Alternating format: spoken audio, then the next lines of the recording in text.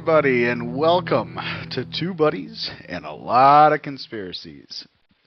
And as you can see by this image here, we're doing something today with crop circles, which is funny. I had Eddie select the image for us, so if you hate the image, we can all blame Eddie.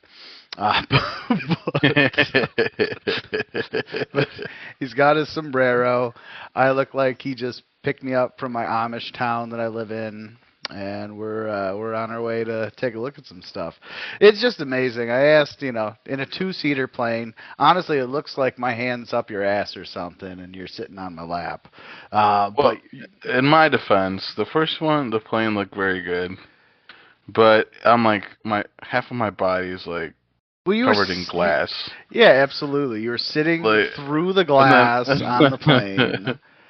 I have a ridiculous sized sombrero. It looks like a dude. It looks like a parachute. I'll send you the one that's even better. We're both holding on to this really huge sombrero in the air above us in this plane that we're flying in. And it's like that's not even close to what I asked, right? So I asked AI or the Microsoft Design AI thing to make us an image where we're flying over a crop circle. It's like, okay, check.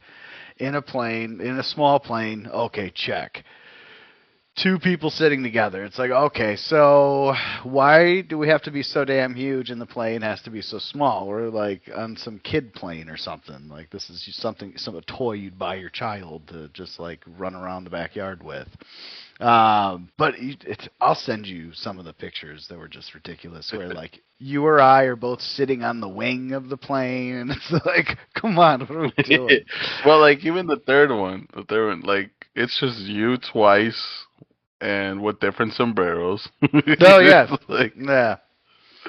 And half of the guy with the like a Mexican colorful sombrero. He's like just half body, like next to the wing. Yep. So I thought this one was like I think you picked the right one. The better one. I think you did pick the only thing one. that bothers me, but I'm not even gonna mention it, is like the plane. It looks like it has a brush in the front part of it. Like there's no way. It's a paintbrush. It's obviously not a propeller. Why would you think it's a propeller on a plane? Come on. The dimension size of the plane with the propeller is like very comical. The whole thing. There's no way we're able to get up in the air with that. Probably not. We're probably not actually flying. We just crashed is what you're seeing, and someone took a picture of us before we crashed. That's what happened. But I mean, in reality, this one, I would say, it is one of the better ones. Like, it's okay. Like, that's the only thing that I can really nitpick about it, but other than that, it's a good picture. It worked out. Yeah. Compared to the other ones, it worked out. And I may throw up some of the pictures so people can see how ridiculous it is. But yeah, so let's go into the topics so we can see what we're talking about today. And since our last video, we passed number 20, so now today we're doing chapters 21, crop circles, and 22, Dead Sea Scrolls. And let's just ask Eddie right We're off the gate. officially legal. That's it. We can drink now. Is what that is. Oh, and I guess smoke cigarettes, because didn't they change that to 21 too? Yeah, it's 21 too. That's ridiculous. I can go kill myself for America at 18, but I can't drink or smoke cigarettes? You out of your fucking mind? No, no, you can't. Don't even look at the cigarettes. Yeah, don't even try it. Don't even try it. Because they're doing it for our benefit. That's what it is. Do you know anything? Well, I'm sure you've heard of crop circles, right? Oh yeah, It's like one of the things that, like obviously, like I think majority of people when they start hearing about conspiracy theories or stuff like that, it's probably like aliens first.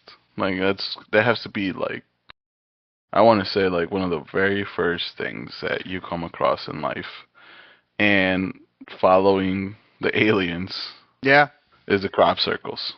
Like, oh yeah, I remember being so young and seeing this, like even on TV. So, and yep. I've got kind of a little. So, I'll go over it when I go over that. How about the Dead Sea Scrolls? Are you familiar with the Dead Sea Scrolls? Dead Sea Scrolls. No. Okay. Just on top of my head, I do not know anything about it. Okay. So we're gonna have some information for you. I like it because I do have just a couple of pictures of crop circles because they are sort of amazing. I mean, it is a huge destruction of property. And then maybe once we get towards the end of it, we can maybe decide who maybe is the reason why they should be paying the farmers or who should be paying the farmers. But yeah, so I got a couple pictures of some crop circles. Then I got the little info as far as like when we started seeing them, then who makes them. Then I got a video to watch, which you're going to like a lot because it's got your main guy that you mentioned when we first started talking about aliens. It's got him in there, Jaime Maussan, right? Isn't that his name? Oh, yep. So, got him in there. And then I got a Reddit article because I'll go over it once I get there. Then DEW, which is direct energy weapons.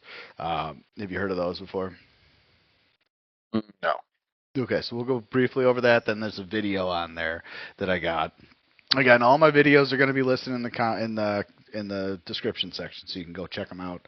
And I would recommend checking them out because I don't have full ones in this time because I wanted to make this a little bit faster. But yeah, so it'll all be in the description section. Then we're going to do the Dead Sea Scrolls. We're going to go into there, when they were found and when they were released to the people, because that's kind of an interesting question. And then the discoveries that were made, or at least told to us that were made. Then a documentary. Then visit the site, can you? Then what beliefs were maybe changed, if any. And who controls the Dead Sea Scrolls, and then are they available? Like, are all of them available for the public? Then a quick video, which you'll probably see why I have that video on there after we read the thing before, and then we're closing. So that's it. So what kind of questions you got at the moment, Mr. Eddie? No, nothing. Nothing? The only one probably would be like the Dead Sea Scrolls, but Yeah. other than that, I want to see.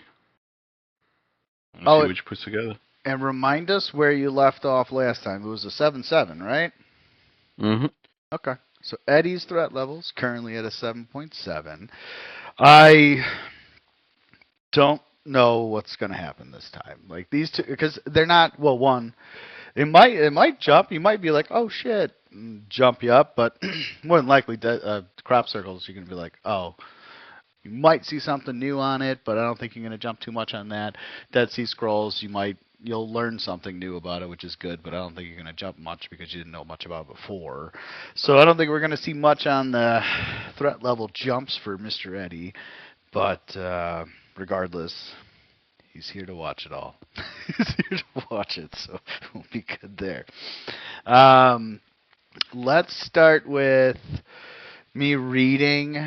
Yeah, I should. Oh, you know what? Let's do so people can look at pretty things. Oh, you know what? First off, let's just look, right? So these are just a handful of the crop circles that they captured from there, right? The one on the top left, obviously, like fractals, right? So the top left and bottom left make you think of like the fractals. You know what fractals are, right? Mm-hmm. Okay, where you go in and in and in and in, it's the same image. So those pretty complex, right? The one in the middle, top and bottom, very complex.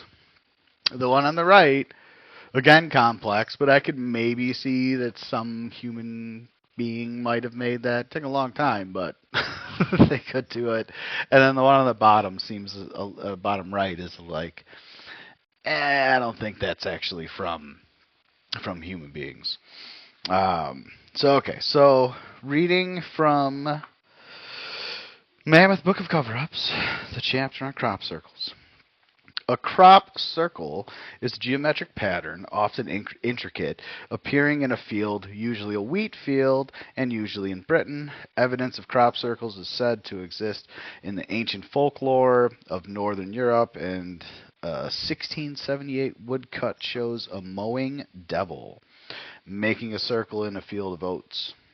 The phenomenon, however, first came widespread attention in the 1970s. And then You know what? I'll read the next paragraph too, and then the last paragraph. All right. So, conspiracy theorists believe the designs are messages from aliens attempting to communicate with Earthlings via symbols, or maybe the patterns are made inadvertently by UFOs as they touch down. In either case, the government does not want you to know about it. You might panic. You might wonder what the aliens are doing here. See alien abductions, okay? And then, so Cereologists? Cerealogists. I'm pretty sure it's cereologist. After Ceres, the Roman goddess of agriculture, speculate. Dude, just to stop there, isn't it funny when you look at a lot of these names and what we name shit? It's all like goes back to Rome still. It's like, really? Because Rome never fell, guys. Just moved locations. Just an FYI. So yes, Cereologists, after Ceres, the Roman goddess of agriculture, speculate on a number of origins for these non-prankster circles. The favored theories are that they are caused by eddies. Yeah, how about that? EDDIES in your face. In the Earth's magnetic field, or by plasma vortices, mini tornadoes of electrically charged gas. The plasma vortices theory, propounded by meteorologist Dr. Terence Meaden, would account for the apparent heat burst in a crop circle which causes nodes on affected plants to burst. Meaden also hypothesized that a plasma vortex would create a whining sound when in 1991 a couple claimed they'd been standing in the middle of a crop circle as it formed. A whining sound is exactly what they said they'd heard. Crop circles are caused by aliens, alert level 4. So he's kind of there. He's like, maybe it is aliens. And again, you don't know nothing much as far as you've heard that like aliens possibly are the ones doing it, right? Mm-hmm. Which is, if you look at a lot of the symbols, you're like, okay, like I can see that some advanced species here probably, or advanced something is here doing these things, right? Kind of looks that way. Yeah, and it's just like I always, for me, these like seem more elaborate. Like I remember growing up, Very they're more elaborate. simple. Oh, dude, They're right? just circles. They're just circles. Well, Like it's not. the funny thing is that's what I remember them as too. I know I've seen a million of these fucking things, but like I remember them being just random ass circles where it looked like maybe just a spaceship had landed, and that's what, when it took back off, it depressed everything, and so therefore you got yourself a circle, and it's the perfect circle of the spaceship that was there, right? Mm-hmm. But one thing I found. Oh, I'll get there. I'm jumping ahead. I'm jumping ahead because I'm excited. But all right. So let's go into the next thing, which is, when did crop circles first appear? I will read this, and then I'm going to make you, yeah, because there's something funny in the next one. So, when did crop circles first appear? Crop circles officially began appearing regularly in the late 1970s, specifically in southern England, with the phenomenon gaining widespread attention in 1978.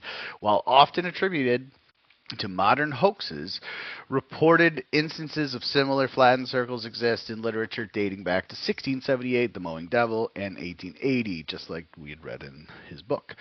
Key details regarding the history of crop circles include 17th century, 1678, a woodcut pamphlet, The Mowing Devil, or Strange News, out of Hertfordshire, described a farmer who, refusing to pay a laborer, wished for the devil to mow his field, resulting in a perfectly circular mowed spot. Well, that's interesting. The late 19th century, 1880, a letter in the journal Nature reported on spots of flattened crops near Guildford, England, which the writer hypothesized, I like that word, I guess, were caused by cyclonic wind action. Okay, 1960s. Reports emerged from Australia of circular patterns in reeds and swamp grass, with some, like a 1966 incident, attributed to suspected UFO activity. Man, so we're starting to throw UFOs in the 60s.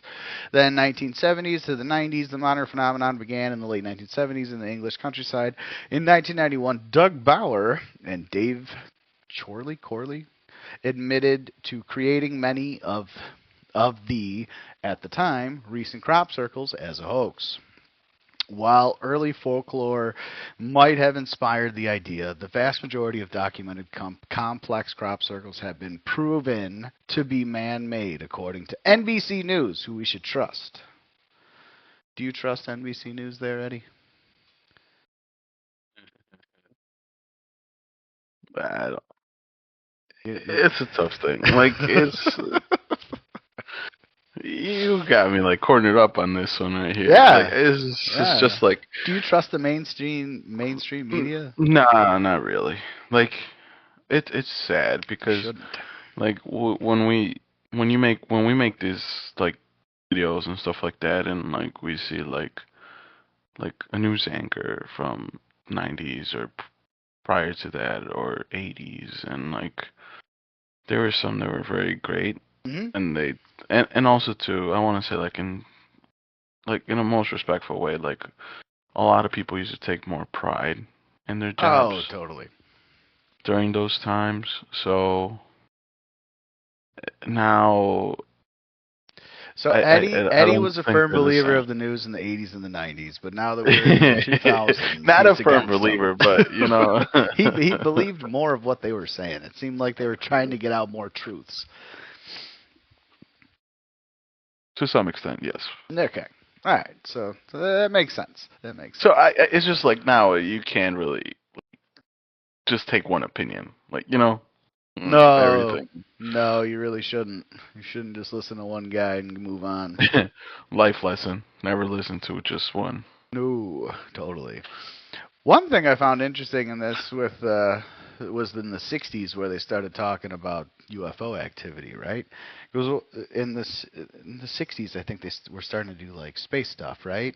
Didn't they go somewhere special at the end of the 60s, like the moon supposedly?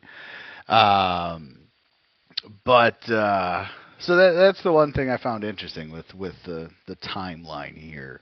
Once you get to the 60s, they start throwing UFOs in your face, and it's like, okay, there might be something to that as far as the reason why they're telling you about it. But yeah, any questions before we roll into the next thing, which is who makes them? Yep. Okay, so would you like left or right? Fucking, I'll do right. You'll do right. Okay, all right, good. No, you know what? I'll do left. I'll do left. Okay, all right, all right. Are cropsicles from UFOs? Ooh. Cropsicles are generally not created by UFOs. Didn't they change the term recently? Yeah, it's UAPs. It's Yeah. what is it? UFOs was so much better. Well, that's the Um, other joke too, because now when you're searching for something, it's like you type in UFO, and it's like, well, no. What do you mean UFO? There's no such thing as UFO anymore. that's You mean that's UAP? not what it is. Yeah. Yeah. Unexplained aerial phenomenon, which is harder to say too than unidentified No. flying Flying objects. objects. No. Bullshit. It was so simple and it was great. Well, they're making it harder so that we feel dumber. We gotta overcomplicate everything. 100%. Yeah. Okay, let me get back to it. But are instead complex, man-made art installations with the phenomenon largely initiated by hoaxers. I heard that too. Well, I'll elaborate on that after done reading. Like Doug Bauer and Dave Chorley in the 1970s. While some believe they are signs for extraterrestrial life, there is no scientific evidence to support this. And most formations are created using planks, ropes, and surveying equipment. Key details regarding crop circles.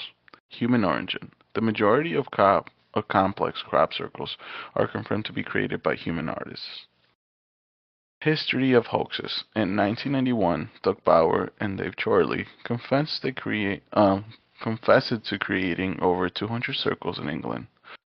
Technique used: Creators use simple tools like planks of wood, ropes, and sometimes GPS or historically wired sights from baseball caps to create intricate ugh, geometric patterns. Cultural phenomenon.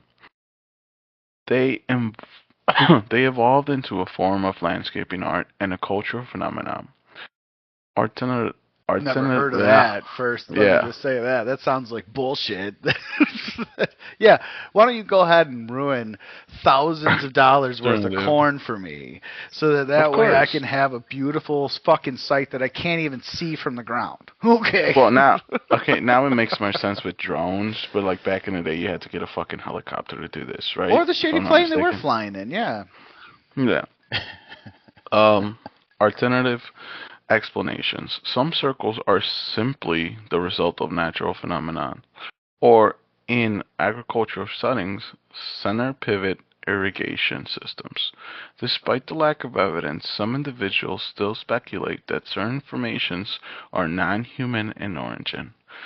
But this remains a belief rather than a scientifically proven fact.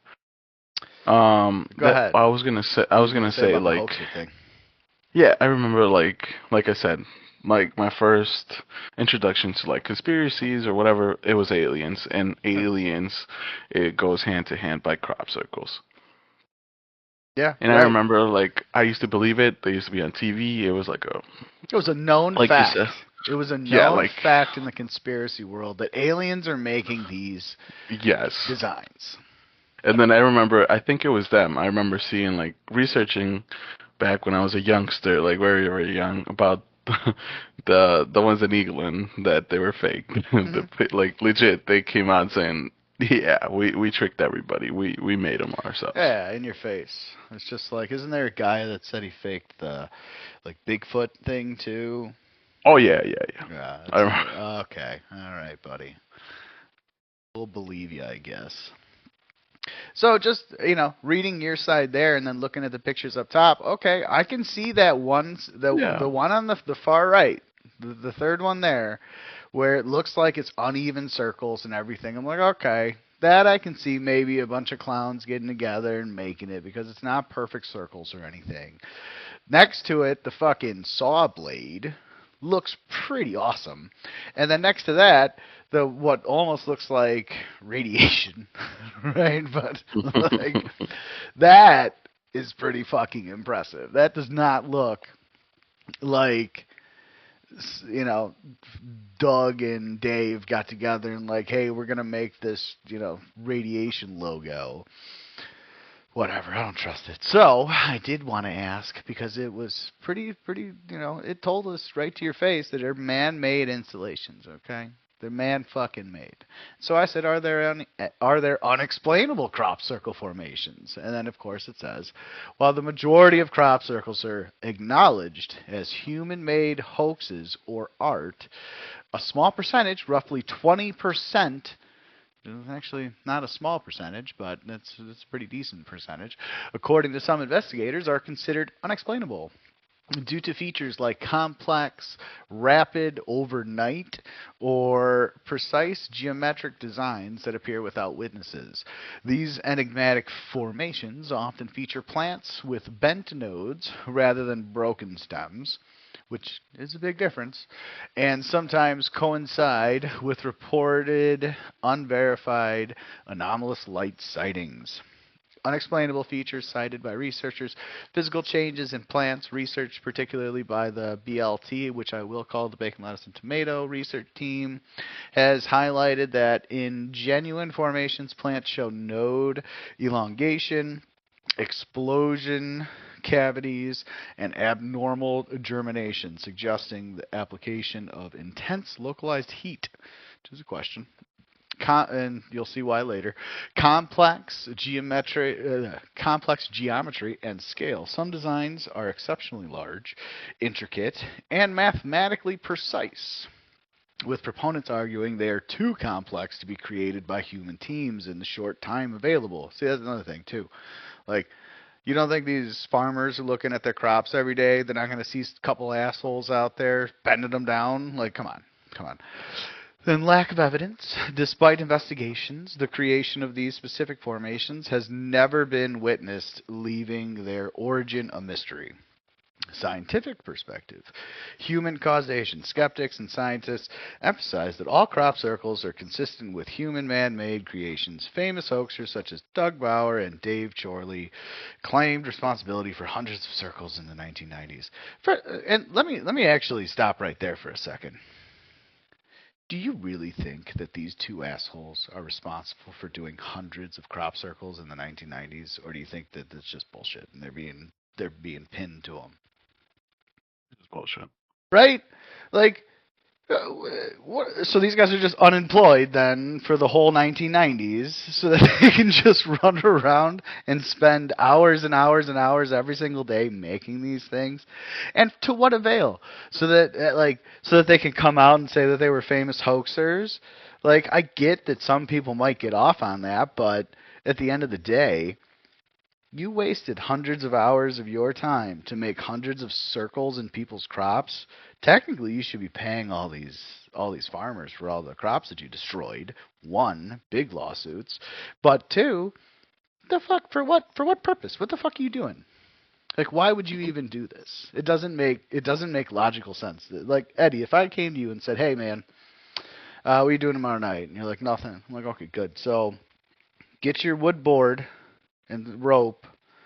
We're going to go out, we're going to drive 3 hours from here, and we're going to go stop on some crops for 6 hours overnight, and then we're going to drive back home." What would you say to me? No.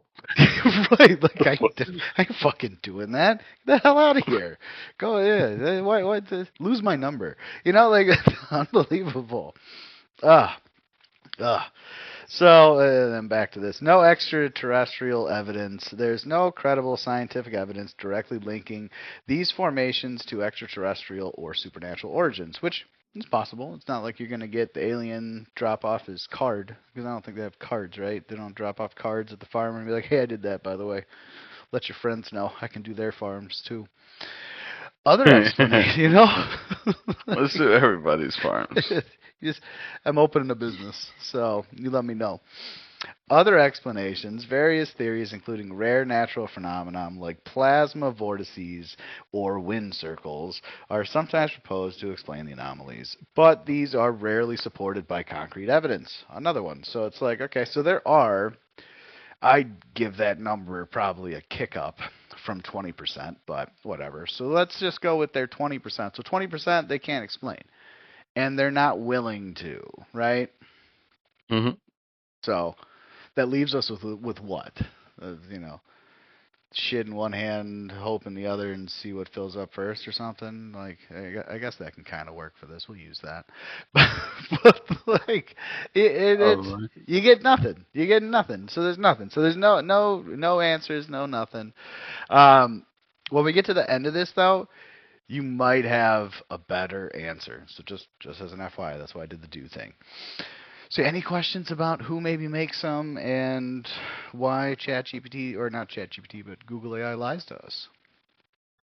No. Okay. All right. So on to the next then. Oh, good. The video. All right. So this is like I was mentioning. So this video, you're going to see a lot of Mayan stuff in there too, which I know you're going to love because you love the Mayans. What is that supposed to mean? Nah, you tell me you don't love the Mayans. I'm just fucking with it. Eddie's all about Latin American history, so he loves everything that has to do with that. But yeah, so the one thing is interesting in this. The main reason I picked this one though is because of one of the incidents that was recorded. So they actually recorded and got on, somewhat footage of like a crop circle being created. So that's the main reason I have this video. That's awesome. Yeah. So, and you're gonna, when you see it, and then once we go into the next things, you're gonna be like, oh. So okay. Any questions you got before we started? Oh, you're good. Okay, let's go.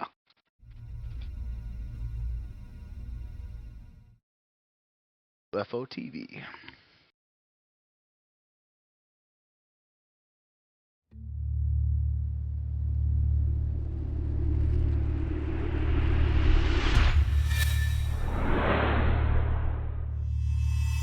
Mayan prophecies in crop circles. Once upon a time, there was a people who possessed a considerable knowledge, a civilization whose messages have been handed over to us through time, a people whose prophecies have impressively started to come true. The Mayas. The eternal charm of mystery encloses the deep knowledge of this ancient civilization, whose memory has been lost in the mists of time.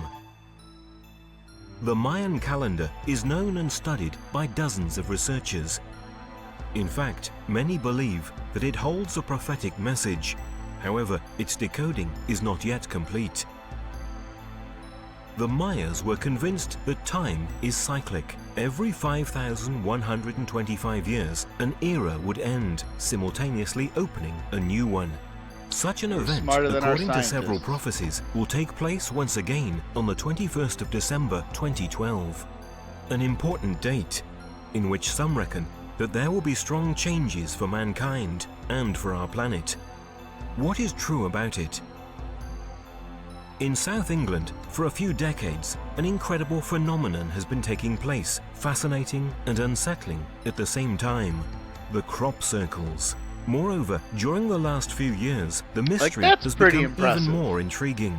On the crop fields, incredible Mayan figures started to appear. Is it possible that an incredible connection is concealed between the Mayan prophecies and the crop circles? Oh, yeah. Who or what could draw these pictograms with elements that join together past, present, and future? The message transmitted by these fascinating figures could have a great value for humanity. What if it were a new attempt at communication?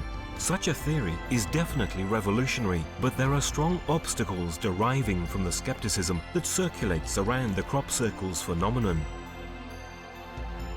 Most people are convinced that the pictograms are man-made, a trick organized by groups of jokers. This is the case.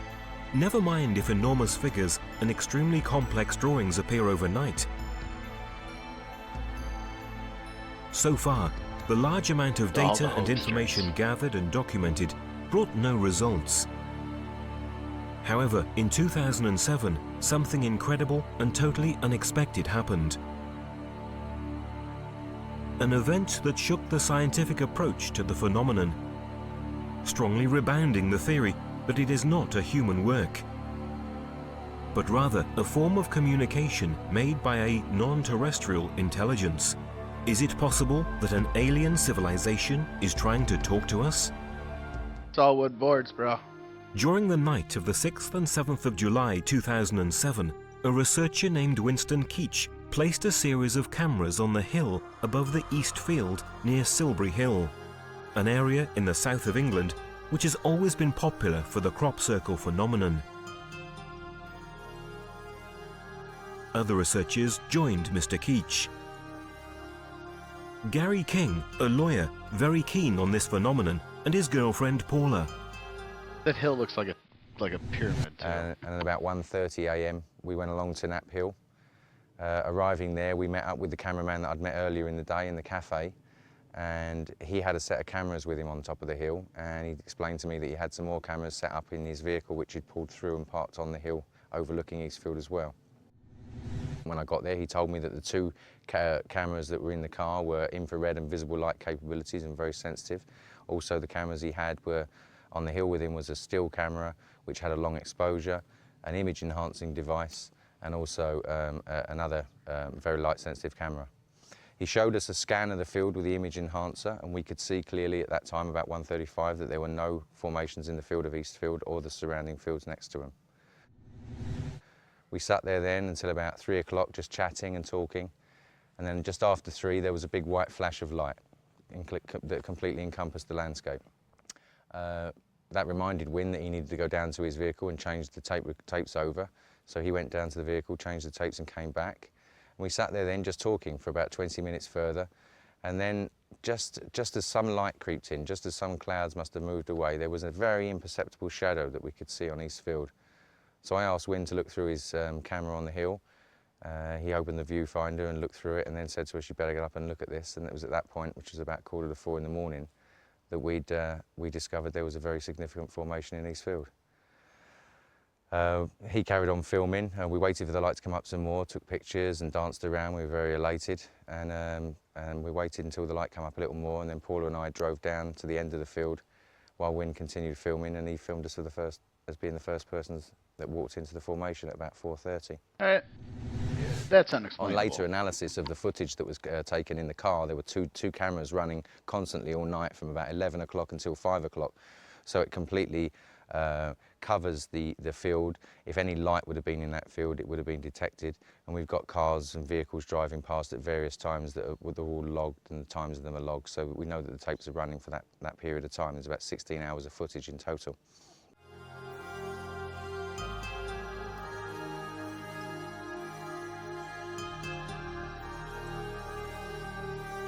Some circles in the formation follow the uneven terrain and are deformed in order to appear perfectly round from above. A further evidence that indicates the inexplicable nature of crop circles.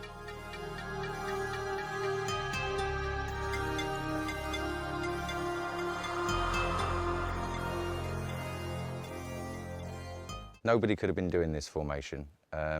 If there would have been 1/200th of a candle light of light in that field, these cameras would have picked it up, and plus I feel that we would have seen it from the hill as well, because we were constantly maintaining an observation down on East Field. Quite apart from the logistical aspect of making the formation like this, the complexity, the size of the formation, the fact that the circles are ovals so that they look circular from the air. However, there is more to be surprised about. When they watched the recorded tapes, Gary King and the others realized that the cameras had caught the beam of light that reminded Wynne to change the tape. When we analysed those tapes, we found that the first visible signs of the formation through the lenses of those cameras was actually at 3:20 AM, and that the light flash that was picked up on the end of the first tape registered for 3.5 milliseconds as an EM pulse, which is very similar to a bolt of lightning. And it was 7 minutes after that, at 3:20, that the first signs of the formation were picked up by the cameras in the car. But we again didn't see them until about 20 minutes after that. As far as I know, this is the only time that anything like this, where continuous footage, continuous tapes have been running all night and captured the field and eliminated any evidence of anybody being in there with any laser alignment measurement devices or lights of any kind. As far as I know, this is the best footage and most comprehensive footage available of when a crop circle takes. A crop circle appeared in the space of one night. An incredible event caught by Winston Keach's cameras and witnessed by Gary King and Paula. Finally, this is the definite proof that crop circles have an alien origin. What happened in East Field on July the 7th, 2007 is bound to be remembered as one of the most significant events since the beginning of the phenomenon in the 70s. Moreover, another consideration is added to this. If the real origin of the crop circles were human, we would be facing a repeated act of vandalism against the owners of the fields in which the pictograms occur. Exactly. But so far, no one has ever taken any legal action against unknown persons for the damages suffered. So the question arises, is it possible that the British farmers themselves may have the perception of the unusual and complex nature of the crop circles? Michael Glickman is one of the main historical investigators of the phenomenon. He tried several times to convince the owners of the fields on which the pictograms appeared to denounce the damage suffered to the authorities. They're frightened. I've been to the farmers and I've said, here is a photograph of what you have got in your field. And they go, I don't want to see, don't show me this. They're scared. Yep. In addition to the claims by Michael Glickman, the direct testimony of the owner of a field where in 2007 a pictogram appeared is particularly interesting. I never saw anybody make it, and it appeared, I think, in the middle of the night. It's a real work of art, very precisely created. That's pretty. Very accurately. And it was in a crop of wheat. Yeah. Which was flattened onto the ground, and it makes it very difficult to harvest it when it's like that. Yeah, but So I estimate there was probably about an acre of wheat which was spoilt. When I first looked at it, it looked extremely disappointing. It just looked like a bit of vandalism, destruction. My first reaction was to prevent anybody from coming to see it, because I thought they would do a lot more damage by walking into the field and traipsing about in my crop. But a few people arrived and they were very persuasive, and so I allowed them to come in and have a look around.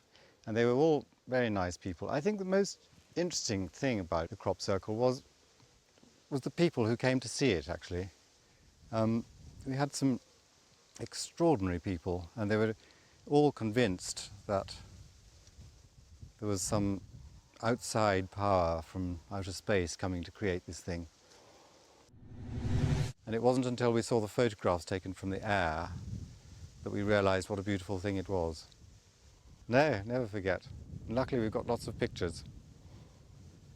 A bit disappointing to look at on the ground because we couldn't really see the formation.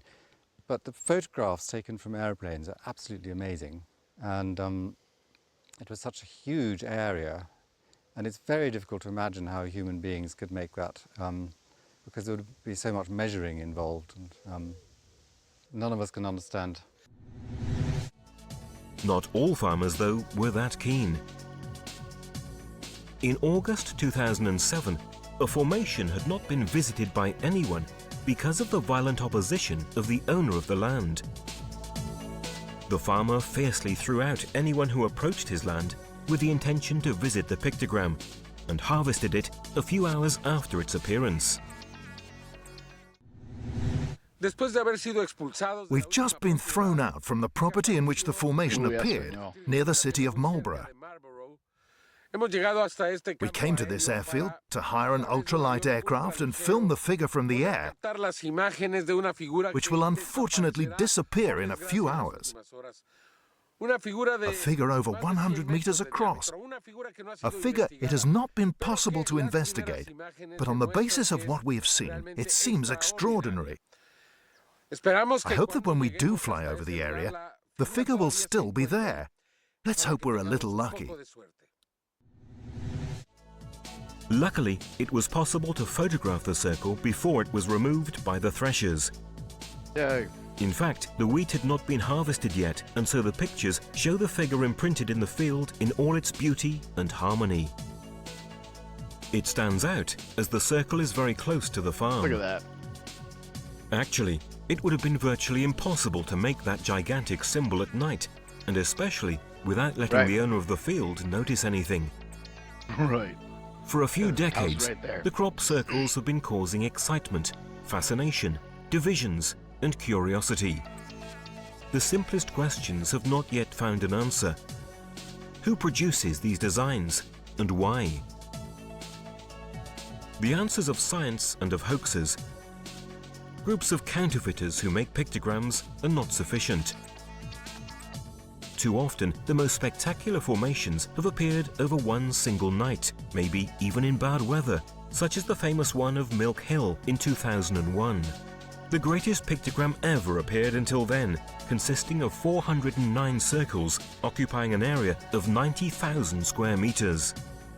Such events give even more credit to the theory of the non-human origin of the crop circles.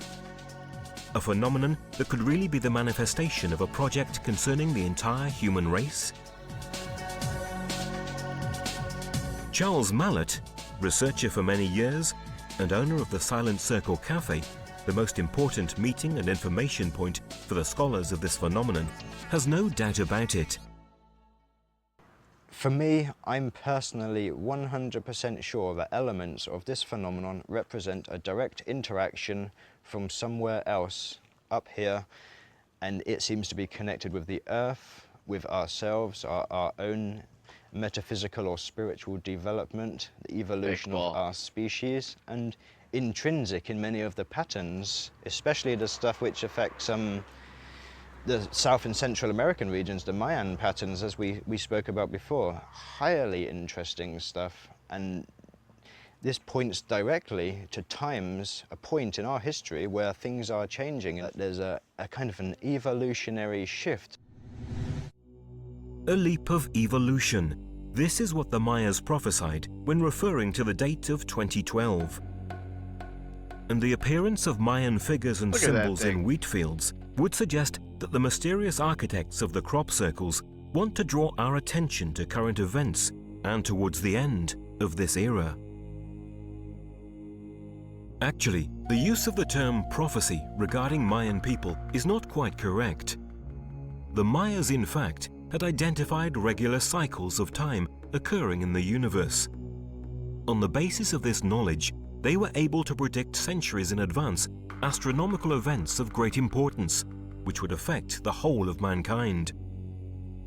To calculate these cycles, the Mayas had developed a complex system of calendars that they used in order to synchronize their existence with the flow of events and of cosmic energies. The shorter cycle that they calculated was 52 years long and was obtained through the interaction of two different calendars: the sacred calendar, called the Zolkin, and the civil one, called Harb. The Zolkin was formed by 13 months of 20 days each, for a total of 260 days, corresponding to the average length of gestation of a human being. The Harb calendar was made up of 18 months of 20 days each, for a total of 360 days. In order to obtain the solar year 365 days long, there was an addition of a 5-day month called Uabe. According to their studies, our solar system undergoes a circular motion toward and away from the center of the galaxy, the Milky Way, which lasts 25,625 years. The Mayas called this cycle Galactic Day and subdivided it into 5 subcycles of 5,125 years each, which they considered as individual eras and were called suns. At the end of each sun, they presumed that a strong energy flow would be generated from the center of the galaxy, causing a strong and unusual solar activity associated with global catastrophes. In fact, in 1997, the SOHO spacecraft detected an energy flow from the center of the galaxy, and a few years later, the Sun entered a very strong activity cycle. This gave scientific support to what had been anticipated by the Mayas. The Maya civilization knew the behavior of the sun and knew of its cycles. They knew that during this time, a macro cycle would have ended. I hope they were wrong, but according to what they're telling us, and to what's happening, we can expect a very serious situation with regard to the sun in the coming years. Also, the Mayan forecast regarding the energy coming from the center of the galaxy appeared in a crop circle on July the 13th, 1996 in West Kennet. The figure shows the Mayan symbol Hunab Ku, which represents the galactic center. You can clearly see rays coming out of its perimeter. Next to Hunab Ku, there are the crescent moon and a comet. How is this connection possible between the Mayan prophecies and the crop circles? Yet the messages coming from the pictograms are even more accurate. In fact, the astronomical depictions of the crop circles often indicate dates too, and in this case, the sky shown refers to a specific date. According to current knowledge, this layout of the sky should occur in December 2012. Does this perhaps indicate the peak of its energetic intensity? The Mayas remembered that already 4 suns, namely 4 cycles of 5,125 years each, had elapsed since the beginning of the Great Cycle or Galactic Day. Thus, according to their calculations, we are now at the end of the era of the 5th sun, which began on August the 13th, 3114 BC, and will end on December the 21st, 2012. During this period, the Mayas predicted new upheavals on our planet and a great spiritual renewal in humans. The survivors would have started a new golden age. A change that, according to some researchers, has already begun. So yeah, What did you know about all that? Not a lot, I can tell you that. It was a good documentary, actually, right? Like, what did you Yeah. think of the laser beam shooting across the sky, and then sure enough, there's a crop circle now? Laser beams. He said the emanation of light. Light that got captured in the video that literally shows there's a light going all the way across the whole screen. And then right after that moment, that's where they started noticing it was there. Of course. That's the only way that it's going to work. Well, it's interesting, right? Like, because I've never really heard of that. I had never really heard of that. First time, like, I heard something similar to that. I went now a long time ago. I had heard that there's like it was showing some satellite, right? And it was showing like the side of a satellite had the same symbol that was on some crop circle, and that jogged my memory when I was reading this and trying to find things. I was like, wait a minute, there might be something to that. So, any questions before we go to the next thing? No. Well, okay. You can go ahead.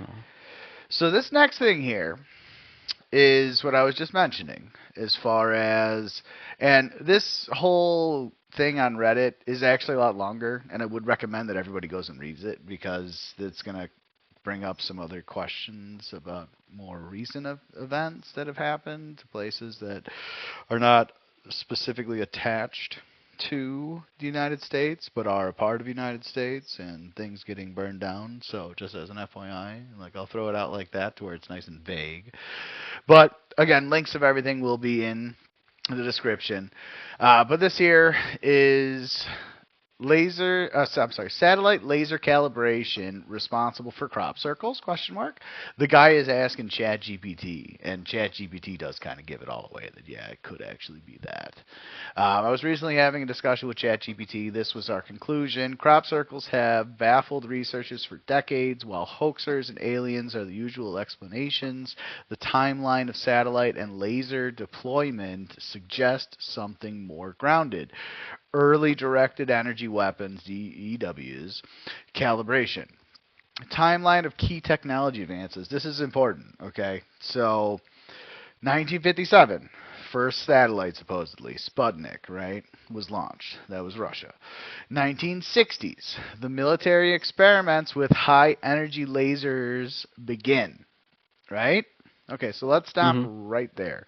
You remember when I was reading the timeline come up earlier where in the 60s they started telling you it was aliens, right? Mm-hmm. Military experiments with high energy lasers begins in the 1960s. The same fucking time that they're telling you about aliens. All right? Why? Okay? Maybe we'll get to it at one point. 1970s. First major crop circles appear. Mostly at night and often near military installations. 1980s to present. Satellite-based laser targeting systems continue advancing. So what do you think on that regard?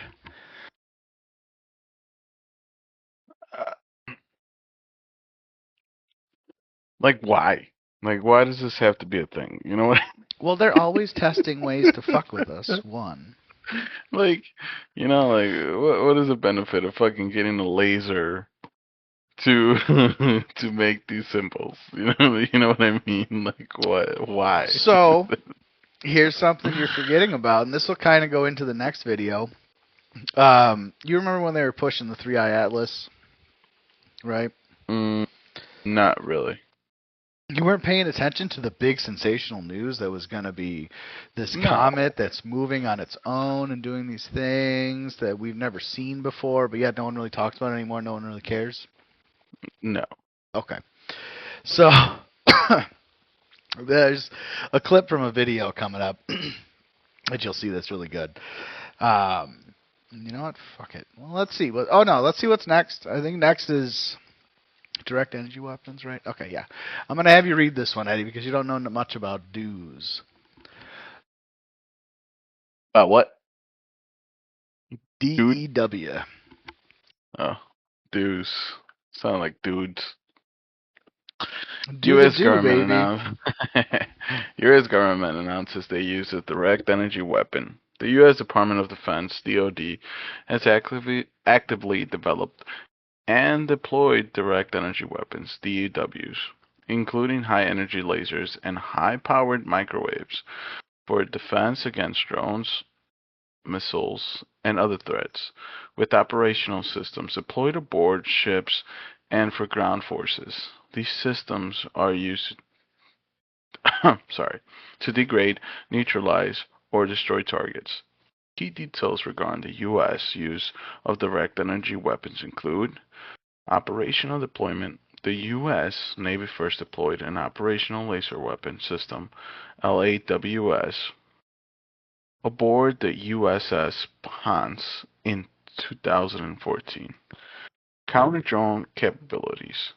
The Army and Air Force have deployed high-energy laser systems such as HELWS to combat small unmanned aerial systems, UAS, and drones. Active programs. The DoD has invested billions in DEW deployment with specific programs like the High Energy Laser Scaling Initiative, designed to strengthen the defense industrial base and improve laser power with 10 kilowatt and 20 kilowatt lasers sent for operational assessments. Technology type. These weapons use electromagnetic energy rather than kinetic energy to target threats. Bullets. To target threats with high precision. The DoD continues to advance these capabilities with, for example, high-power microwave systems expected to conclude testing phases in 2026. Pause. I just want to say, wasn't there like a big thing about like all the fires in California? California and Lahaina, yeah. That's actually what I was alluding to when I... Oh, sorry. Yeah. Sorry. I didn't want to have that directly on our YouTube video to get banned. Oh, sorry. Never mind. That's all right. Fuck YouTube. This is on Rumble, too. Rumble let us say it. But yeah, no, what's interesting, and that's actually what was even discussed in that Reddit post, I guess I'll bring it up now, was the fact that blue-roofed houses did not burn down, and anything that was blue I remember you did telling not me burn that. down. But everything else was destroyed. But anything that had a blue roof or a blue car, those were fine. It's just everything else was just melted. So yeah, very interesting that it works that way too, which means that everyone should probably, if you're out in the rain, get a blue umbrella. And if your roof is not blue, I would say why don't you go ahead and change it to blue, because there might be a possibility of it not getting melted by these lasers from our government. Laser beams. Hold on. You gotta tell me this one, man. Like, I gotta look up these audios to put it in a soundboard. Oh, I said government. I didn't say America yet. No, but I mean like the laser beams, because that's what I've been. That's all right. Oh, that would have been. Or was that movie from is it Austin Powers? Where they say, like, laser beam. Yeah. Well, it's freaking laser beams on their heads, the sharks. Yeah. So here's something, though, that's interesting about laser beams. Like, there's copyright on a lot of the laser beams. So, like, if you use laser beams, like the Star Wars, I remember watching something or hearing something that was kind of funny. It's like, I think it was, I forget what it was, but it was like, the one that Samurai Jack did, the Clone Wars. You remember hearing about that one or that one? No. But it was non-stop laser beams. Cause it was like an anime, and so it was just like it's like racking up the dollars for this guy because he used this beam so many damn times, and it was crazy. Wow. That's it. You such just an gotta easy make way a to get sound. money. Right. Yeah, Make a sound. Just make a sound, and that's it. So you're telling me that I have to be careful with the type of sound bits I use? Nah, I'm pretty sure anything that you find, if you're using fucking Discord, go ahead. You're fine. No, but I mean, if they send us a bill, Eddie, guess what I'm gonna do with that bill? I'll find the guy that sent it, and I'm going to shove it right up his ass because, like, get out of here with your laser beam sounds. Fucking A. Unreal. Yeah, well, I couldn't put it past it, they like it doing wouldn't all this surprise stuff. me either. But if they found our video and didn't share it to all of their friends, but yet sent us a bill, you know what I mean? Like, you fucks have all this time to find this, but you can't, like, share and like it. Like, come on, fuck off. Well, Clowns. at least we're on somebody's radar, That's it, man. You're watching us every minute. They're keeping an eye out. That's it. They're looking out for their own interests, is what it is. That's the only way. There's no other way. I guess so. Wait, well, no, you finished reading everything, I think, right? Yeah. Okay, I just wanted to say that I just want to bring up the whole California thing that they blame it on lasers. Yeah. And if you actually, well, the thing that's really weird with some of these mountain formations that we have, so if you go and look, you'll find random, like, mountains that have a cave, and then when you go inside, it's like a big building. Like, it looks like it was in some mansion or something, right? So this probably is old technology that they stole, and they probably melted all these old world buildings and made them into like mountains and shit. Because you've seen some of these things where it's a wall, but yet it looks like these are maybe windows or maybe doorways into a cave that doesn't look like they maybe like scratched it out with rocks and chisels. No, talking on deaf ears. Sorry, I just got sidetracked trying to get the perfect laser beam audio.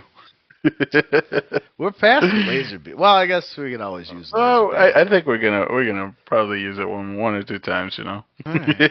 Well, why don't you give us a test sound of your laser beam that you selected? Well, I'm still trying to find the perfect one because there's a lot of weird ones. I know. There's a lot of weird ones. It's because you're looking at the free ones. That's why. It's like, why can't they just have like one? No, they gave you like 10 options. Okay. No, but sorry. I apologize for that. Okay. Well, Eddie's going to ultimately find it. I'll get it for you guys. That's it. And the main reason I brought this whole thing up, because they literally just said, recently when we went into Venezuela, is used the sonic weapon thing. Like, so that's where I did the search on the other side. U.S. government announced, well, no, it's the same, announced that they used a directed energy weapon, and then it's just videos that you can watch where it's like the first one is Trump, the United States has weapons nobody knows about, which is true. There's a million things that we have no idea what they're capable of. Did the U.S. use a sonic weapon in Venezuela? Good question. Pentagon has not acknowledged employing a sonic weapon, and there is no publicly available documentation, imagery, or independent corroboration. Of course, the Pentagon's going to deny it. Trump, did U.S. deploy secret sonic weapons? And the same thing. So, are they using this technology? I'm going to say, yeah, they're using this technology.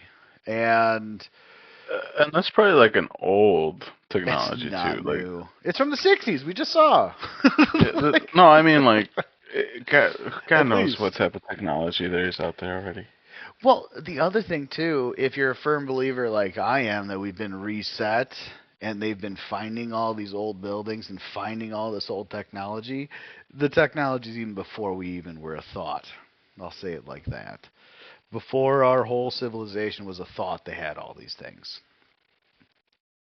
That's it. Well, you know what? Like, I remember, like, I was going to college, and then they told us, like, oh, and you've brought it up, like, a few times, too, like, when they say like, oh, our technology is like, what is it, like 30 years behind 40. what they have? Yeah, it's like 40 to 60 years behind what they actually. And I remember like that just blew my mind. Like God, like it's true. It's like, unfortunately true. Like, think about it. So when we see a hologram, right, we're like, oh my god. Just like in Back to the Future, where that Jaws comes out and he's a hologram and he eats, Marty McFly kind of a thing. It's like, that's the technology that they were talking about that we would already have, which we don't have per se. But if you look, how many times have you seen, like, you've seen those things that they do in China and Japan, right? Or I think probably more Japan. But where it's like they've got fucking humpback whales flying around in the sky, and it's all the blue beam.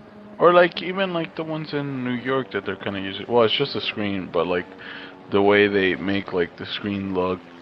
Oh yeah, it looks like something you comes can go out of into it. Right. Yeah, exactly. I remember they had some like robot guy in China where he would like look at you from there, and then if he would actually reach out and reach down and grab you from the fucking top of the building. It's like they've got this technology, guys. So don't be fooled when shit's flying above us, shooting at us. That's what I'll say. But so that's the reason why earlier when we were talking, when you mentioned like why would they do this kind of stuff, right? So that's a perfect segue into the video I've got here. Now, this video is based on like what was recently happening with the 3-Eye Atlas, right? I only have a little bit. It's a really long video. I would recommend everybody watch it. It's 42 minutes, and this is a call for an uprising, which is needed. We do need a call for an uprising. We all need to fucking get together and do something about these clowns in charge. This is a quick little clip, though. It's only like 4 minutes long. But yeah, all right. So any questions before I just roll it? No. Okay, good. You're gonna like this. But for anyone out there that doesn't know, this is technology your government has. They don't have this technology to use against China or to use against Russia. This is so that they could simulate events against us. Bam! Here, secreted away in a hangar, is a revolutionary aircraft. The Air Combat Command's USAF YAL 747. It's not the speed or how high it can fly that makes it so special. It's the cargo. The world's first airborne directed energy weapon, the airborne laser, also known as the ABL. Just mounting the ABL requires one of the most sophisticated and elaborate modifications in history. The entire nose section is removed and retrofitted, and the world's largest titanium plate is installed to hold the enormous turret-mounted laser in place. The ABL system is designed to find, track, and destroy an enemy target in the air and on the ground. It can loiter at 40,000 feet for 5 hours, refuel in midair, and destroy a target 60 miles away in less than a second. Nightmare.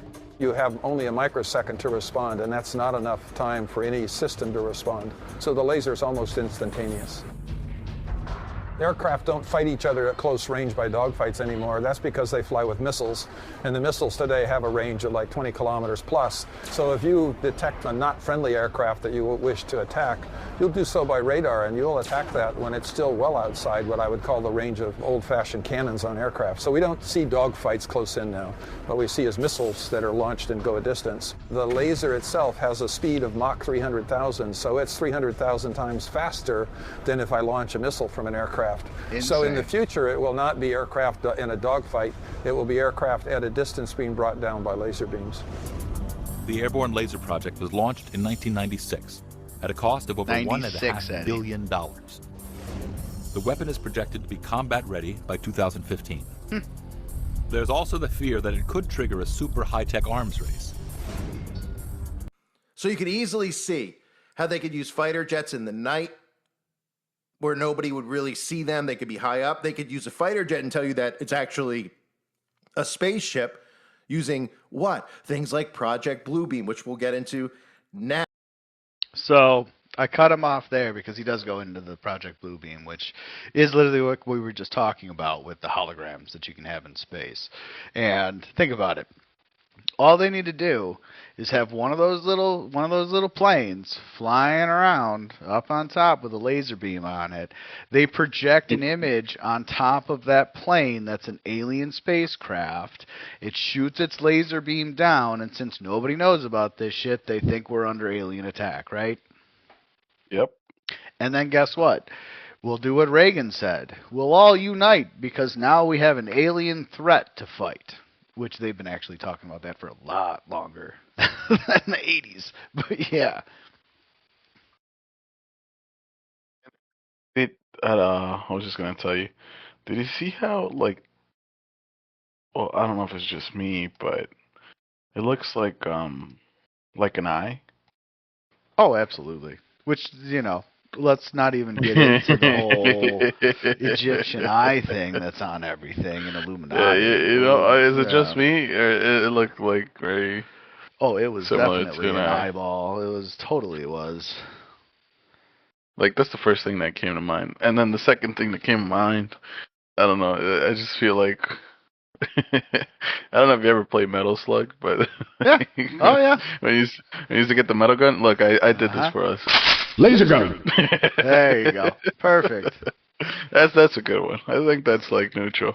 Yeah, that's it. But no, honestly though, that's to answer your question of why would they do this? Why would they project images down like that? Because think about it.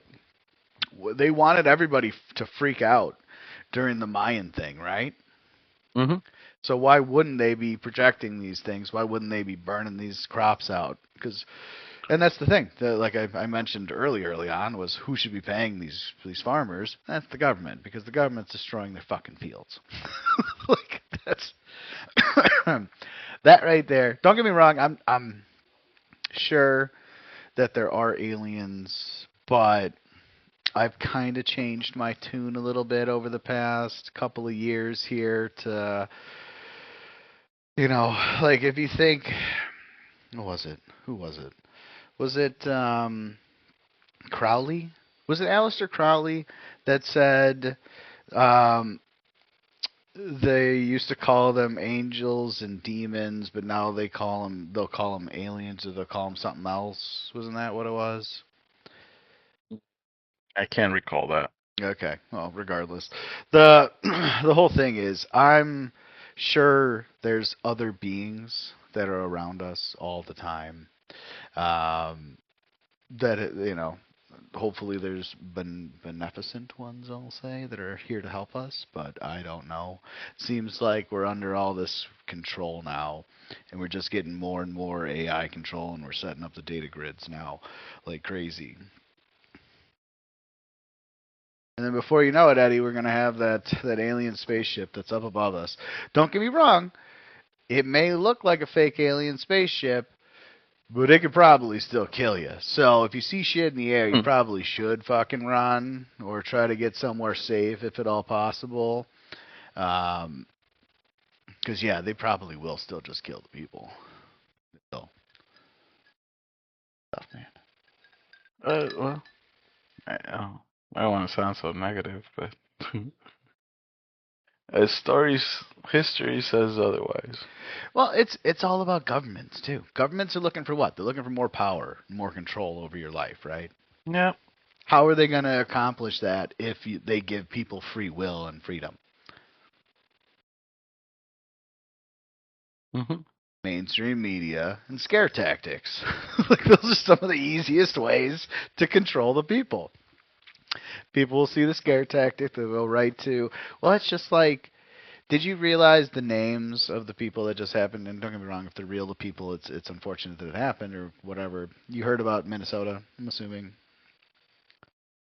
Yes, briefly. Like okay. The two people that were murdered by ICE agents. Yeah, yes.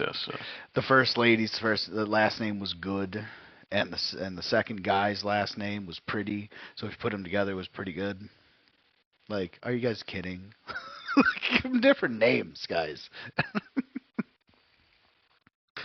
It's just like it's something you just Can't watch the news. No. Like, no. Like, it's just, I just stay away from it. You have to. You have to. But here's the issue, though. They've taken over everything else that you go on to. Don't you go on, like, TikTok? No, not even. Like, no? I've been trying to stay away from it. So. Do you just sit at home and read books, then? Yeah, I read books. I actually, like, stay out of the house, like, except today. Like, and I usually, like, today, just been resting. Oh, yeah. I try playing some video games. That's it. Okay, there you go. Well, video games are all co-opted, too. They're all taken over, too. But, yeah. Everything. The only way to do it is to go live in the woods and just live with your stream. Just listen to your stream. Watch the bunnies and the squirrels running around. And that's it. That's your life. If you want to get out of this shit, you want to have well, actually, you know what? It's funny, too, because I was thinking about it a long time ago. I was like, oh, well, we'll get away from the government by just, like, moving to the woods. It's like, motherfucker, they got cameras. They can see you. They know exactly where you are. So even if you were just living in the woods, doing whatever you're doing, they're watching you. You ain't getting away. Pretty much. Yeah, and they're getting better at it every day. But any questions you got as far as with crop circles, directed energy weapons, or what do you got? We know so many about lasers that they've been bragging about it since I remember, like, the first, obviously, Star Wars, but I'm not a big 100%. Star Wars fan. I know. You're not that big of a nerd, I guess. Well, like, I don't know. I just never. I don't know why I never liked it that much. I never. Did you like Star Trek or no? No, neither of them. Okay, so you're not a big sci-fi guy. My brother's the same kind. No, I do like some sci-fi, but it's just too much. There it is right there. Because if you like sci-fi, Star Wars and Star Trek would be right on, and you would have already played Mass Effect, you fuck. So I told Eddie to buy Mass Effect 1, 2, and 3 because they're great sci-fi space games. And it's like they were like $5. They were $5, and he still hasn't sat down and played them. The fuck. But like, I'm a huge sci-fi guy, so that's like me. I am all in the aliens, all in the space flights, all in all this. And then after I realized the Earth is flat and we've never been out in space, I'm like, you know what I'm realizing right now? What? Because like that movie that they had me watch, that it was like that. What's it called? Here, let me pull it up right now. Give me one. No, the comedy one. Galaxy Quest. Yes. Great like fucking that movie. I enjoyed that movie so much, but I think it was because it was making fun of absolutely. Yeah. Well, it wasn't directly making fun of like Star Trek, but it was like a parody. It is a parody. Correct. Absolutely. Somewhat of a parody. Yeah. Great movie. If you haven't seen Galaxy Quest, go watch it. It actually is pretty funny. It is very good. Like, it's like, I think even if you don't like sci-fi, 100%. That's I think why they made it. That's I think why they made it was so that it hits all the bases for everybody, so you can just go watch it, whether you like it or not, whether you like Star Trek or not, or ever even heard of Star Trek or not. Yeah, they did a good job. They did a really good job with that movie. I love that movie. Yeah. So yeah. Anything else you got before we go to the next thing? I think is Dead Sea Scrolls. No. All right, so. I'm sorry. I just think that like the crop circles is like I said, I've known about it since I was a kid. Like before even the internet, before I had access to the internet, like it was all over TV. Jaime Maussan, he was a very. Oh yeah, but now here's here's the question though. You've heard about crop circles forever and thinking that they're aliens. Did you ever think that they were directed energy weapons from our own government doing it, though? No, not really. Until like recent years. Right. There we go. But I mean, like back in the day, it's a hoax or actually. Yeah, it was either aliens or clowns with boards and rope. That was it. Yeah, those were your two options. And David, whatever, and the other clown couldn't be doing it all around the world. Like, there's no way. And what was I gonna tell you too? So Jaime Maussan, like he used to be like it was absurd. Like that guy, you can't get away from him. Like he was in every talk show, he was in news outlets and and different channels. Just for aliens or for all Just conspiracies? for aliens. Just for aliens. Like they had both. Like they had like this one guy that was like directly through like Ghost, and he was the same thing. I remember he was like that guy. The Ghost version, and then this guy. This guy was the alien, and it was like all he ever talked was about aliens, nothing else. Well, so that's why. Well, that's the funny thing, though. Again, to talk about the whole, what was it? Reagan saying, you know, if an outside force comes to fight us, then we'll forget about all of our, our fighting and everything. We'll stop fighting and work together, kind of a thing. That's, I think, why they pushed all this alien stuff and jammed it all down our throats for so damn long. It's to get to this future. They want the one world government, Eddie. They do. They've wanted it for a long time. To get closer every year. Yep, probably. I don't know what to say to that. No, you can't really say anything to that because they do. They get closer every single year to the one world government. And unfortunately, everybody's getting together and saying, yeah, I think we would just rather have, one government, get rid of the left and the right, which is true. We should get rid of the left and right because it's all fucking bullshit anyway. Yeah. No, that's nuts. It's everybody, we all need to just get back to, well, like we saw, what was it, the last one we were talking about with the fucking population control thing. Like in that one video we watched, all of us, especially in the United States, like all of us could actually live on an acre's worth of property in fucking Texas alone and still have the whole entire rest of the country available for, the nature. You know what I mean? Like, we could all have these things, but they're not going to let us do these things. That's the problem. They want everybody separated into their little sects. Sects. I'll say it like that, not sex. Crazy. You just want to say sex for some reason. I do just want to say sex, I guess. That's it. Yeah. Oh, that's funny. It's wild. Crazy world we live in, Eddie. Crazy world and gets crazier every day. So, moving on to chapter 22, I'll say. The Dead Sea Scrolls. What do you know, besides mentioned earlier? Not much. Oh, I will say, I'm a little disappointed. So, as far as pictures-wise, I did send over Eddie a bunch of different pictures. This one's probably not my favorite, but it's not bad. And I think the reason he liked this one is because he's kind of jacked and I'm kind of not jacked in it.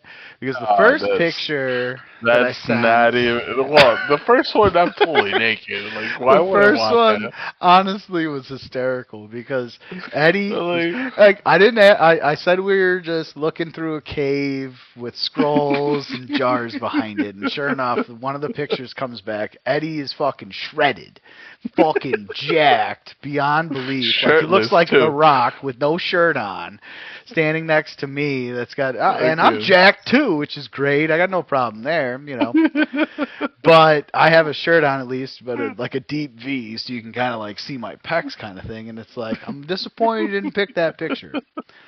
But this is like too exaggerated. Like, why? It makes it more weird. The funnier thing, actually, two jacked dudes in a cave. And one is shirtless. I was about to mention that. It was a homoerotic moment. That's what it is. They didn't, they're like, obviously these guys are doing gay things in this cave, and they found some stuff, so let's throw them like that. Because it does actually look like we just got done having sex and we found some shit. It's like, oh, God. Oh, my God. But I think between like the four of them, Like the other ones, they're good too, but like it's just random. Like it's just like us standing and some random shit just laid in front of us. Well, that's essentially what happened. So that's why I was okay with those pictures. But this one is like, okay, we're fucking in a cave pose, you know? Yeah, yeah. This is the shot that we took when this is going to go on the cover of Time magazine right here. Except for maybe less skulls, but hey, why not? Yeah, probably it's gonna be all blurred out. That's it. Exactly. Yeah. But look at the positive side. If it was the other one, even if you're a man, your nipples will be censored. So it's like. It's a good point. They're doing that now, aren't they? Yeah. What a world. So. What a world. Oh boy. But yeah, so as far as the Dead Sea Scrolls, so this will be hard to say. You're gonna have tongue twisters, I think, for a lot of the reading. Thanks for the warning. I'm just trying to, pre-warn you here. But you mentioned earlier, you've heard of the Dead Sea Scrolls? Do you know what they are? No. This is what I'm telling you. Like I generally have no idea about this. Okay, good. All right, so this will be all news for you. So let's go into it. Starting off, I'm going to have you read the left, and then I'll read the right. Sounds good, my man. When did they discover the Dead Sea Scrolls? The Dead Sea Scrolls were initially discovered between 1946 and 1947 by, how do you even say this name? Bedouin? Come on, already? And Qumran caves near the Dead Sea. Yeah, Bedouin, okay? It's easy to say. Bedouin, yeah. That's funny. So self-explanatory. These first significant scrolls were found in jars in what is now known as Cave 1. That's a fucking awesome name. They really broke their head with that one. It took 5 writers to figure that out. He's like, what do we name it? Fucking Cave 1, let's go with it. Subsequent excavations and searches between 1947 and 1956 uncovered thousands of fragments across 11 different caves in the region. Key details regarding the discovery include initial discovery, 1946 to 1947. Bedouin teenagers searching for a lost goat, of course, stumbled upon the first jars containing Asian manuscripts. Like, it's just so stereotypical too. Like, oh, they're goat. Dude, the amount of times that we're told all these amazing things are found by stupid things is just ridiculous. That's just like you've heard about. I want to say it was Egypt or somewhere out there in the Middle East. There was a man who was chasing after one of his chickens who found all these underground tunnels, and it's like, really. You're going to tell us that the asshole was chasing his chickens, and that's the reason why he went into this small little area and found all these thousands of miles of fucking tunnels underground? Get out of here. They think we're so stupid. That's the problem. They think we're so fucking dumb. Sorry, go ahead. It's hilarious. The findings, the initial and later discoveries produced the earliest known manuscripts of the Hebrew Bible. Yeah, Hebrew Bible. Tanakh. Along with non-biblical text. Archaeology significance. The scrolls are considered one of the most important archaeological finds of the 20th century. Shedding light on Jewish history, of course, the origins of the Hebrew Bible, and the context of the New Testament. Location. The caves are located on the northwestern shore of the Dead Sea in the Judean Desert, within the West Bank. Judean. Material. The documents are written on parchment and papyrus in Hebrew, Aramaic, and Greek. Papyrus. While Papyrus, papyrus. Papyrus. While the main discovery period was from 1947 to 1956. Some fragments continued to found later, including the discovery in 2019. Sorry about that. 2019, right? So it was made. They find them by some shepherd boy in 1946, right? And then go all the way till 56, right? That's it. But yet they're still finding shit 6 years ago. What? No, 7. Well, technically almost 7. Depends on. I'm sorry. I'm still living in 2025. But Yeah. regardless, so they're still discovering shit in 2019. That I call bullshit on, because this next thing is what's funny. When did they release the Dead Sea Scrolls for normal people to read? The Dead Sea Scrolls were primarily released for released for public and scholarly access in 1991. All right, so I'll stop right there. 46, they find them. 56, they kind of call it off. 30-something years later, they finally go, you clowns can read it now. We've already kind of extracted what we wanted. Oh boy. So following decades of restricted access by a small committee, the Huntington Library in California, shocker, California, announced on September 22nd, 1991 that it would open its photographic collection, and it's just photographs, collection of the scrolls to everyone. Shortly followed by the publication of a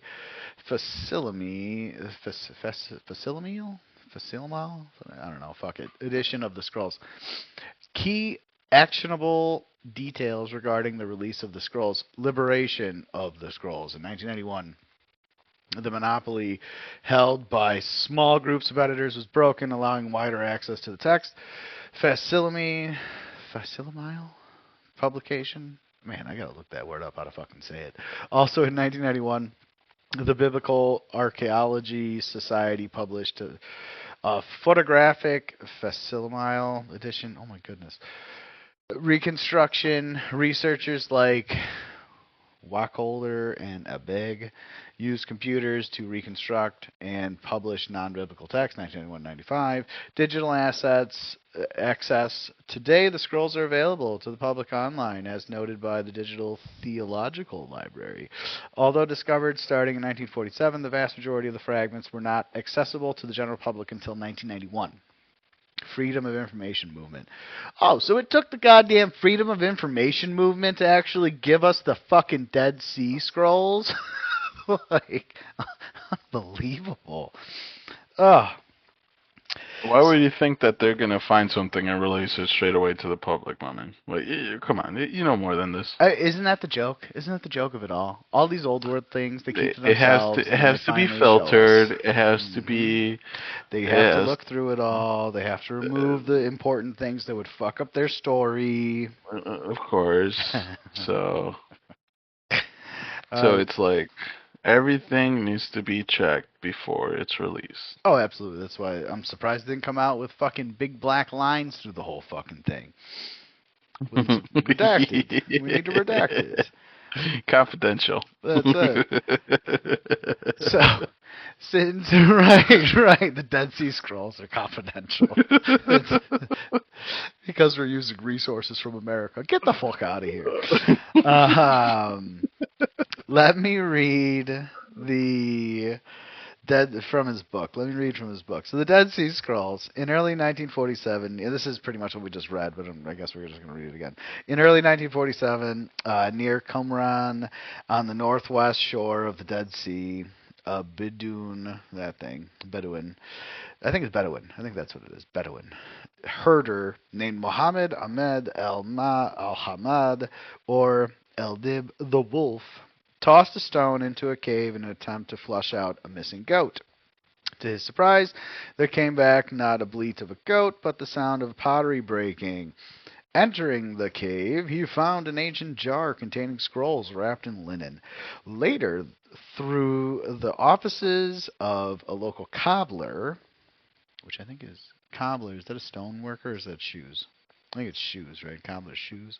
And antiquities dealer, which is interesting that he's a cobbler and antiquities dealer. Khalil Iskander Shaheen Kondo El-Dib managed to sell some of the scrolls he discovered. The word slowly spread about the discoveries in the desert. The first archaeological excavations took place in February 1949. In 1952, another series of caves was found, and eventually over 800 scrolls were recovered from 11 caves around Wadi Qumran. The scrolls, many of which exist only as fragments, include versions of all but one book of the Old Testament, along with biblical commentaries, non-biblical texts on religious conduct, and oddities such as the Copper Scroll, I don't know what that is, which lists the hiding places of treasure. Oh yeah, for treasures in Israel. That's actually pretty interesting. Mostly written in Hebrew, the Dead Sea Scrolls have been carbon dated to as early as 200 BC, which as you and I, as the layman, we call that before Christ. The scrolls thus include the earliest edition of the Bible. Before Muhammad el-Dib tossed his stone into the cave, the oldest known Bible was the Ben Asher text written in AD, which you and I know as after death, 1008. And then to go, yeah, that was a long paragraph, I know. And then to go to the last paragraph, and let me read the last two paragraphs, because this is why you'll see his alert level. Because they were like, right when it first came out, they weren't letting anybody see it, so they were saying, oh, they're hiding everything because it screws Christianity up so much. So the last two paragraphs then, and then his alert level are Martinez and Barrera might have added that academic jealousies also played their role in delay. At one juncture, a dispute over which academic team had the right to publish went to court. Debate over whether the Essenes, which that's not even discussed here at all about that. That was a whole other group that supposedly wrote them. The Essenes authored the Dead Sea Scrolls, still continues. Warmed by archaeological evidence found in 2004, which is crazy that they're still finding shit. But few outside Begant and Lay's publishing house continue to seriously suggest that the Vatican has hidden scrolls damaging to its faith. The Dead Sea Scrolls is one alleged cover-up that can have the last rites read over it. The Vatican suppressed Dead Sea Scrolls, which rocked the foundation of the Catholic faith, alert level 1. So, as far as with his alert level, and don't get me wrong, like, from the main part of, like, his whole chapter on it, which is 3 pages, his whole 3 pages pretty much talk about how they were just withholding information, and then as soon as they published this book saying that it was withholding all this information, they, like, released everything at the same time. And it's like, okay. So then people were like, oh, well, they're full of shit because they're releasing all this information. Why are you saying they're not releasing all this information? Right? So, regardless of all of that, do you think that they gave us everything way back when in 91? Or even before then? Like, 91 it was access to the people. No, I've always thought, like, any single, like, important book, historical book, or, like, book that a lot of people go by, there's a lot of things that were probably withheld. Cut off. Yes, of course, cut off, or missing pages from it, or somebody just found the actual one and rewrote a lot of stuff. You mean like Nikola Tesla's technology, all of his technology that's just gone missing? Well, yeah, of course. It's like everything. Like, you know, it's bad to say, but I think there's always been a filter in everything. Yeah, there has been. It's because you can't control the people if you give them all the information. So. Yeah, I mean, that's kind of the long and the short of it. Facilimial? Facilimi? I'm still fucked up on the word. It pisses me off. I'm gonna have to figure that out next time. Next video, I'm gonna have to say it properly, and you won't have to hear me say that word wrong. All right.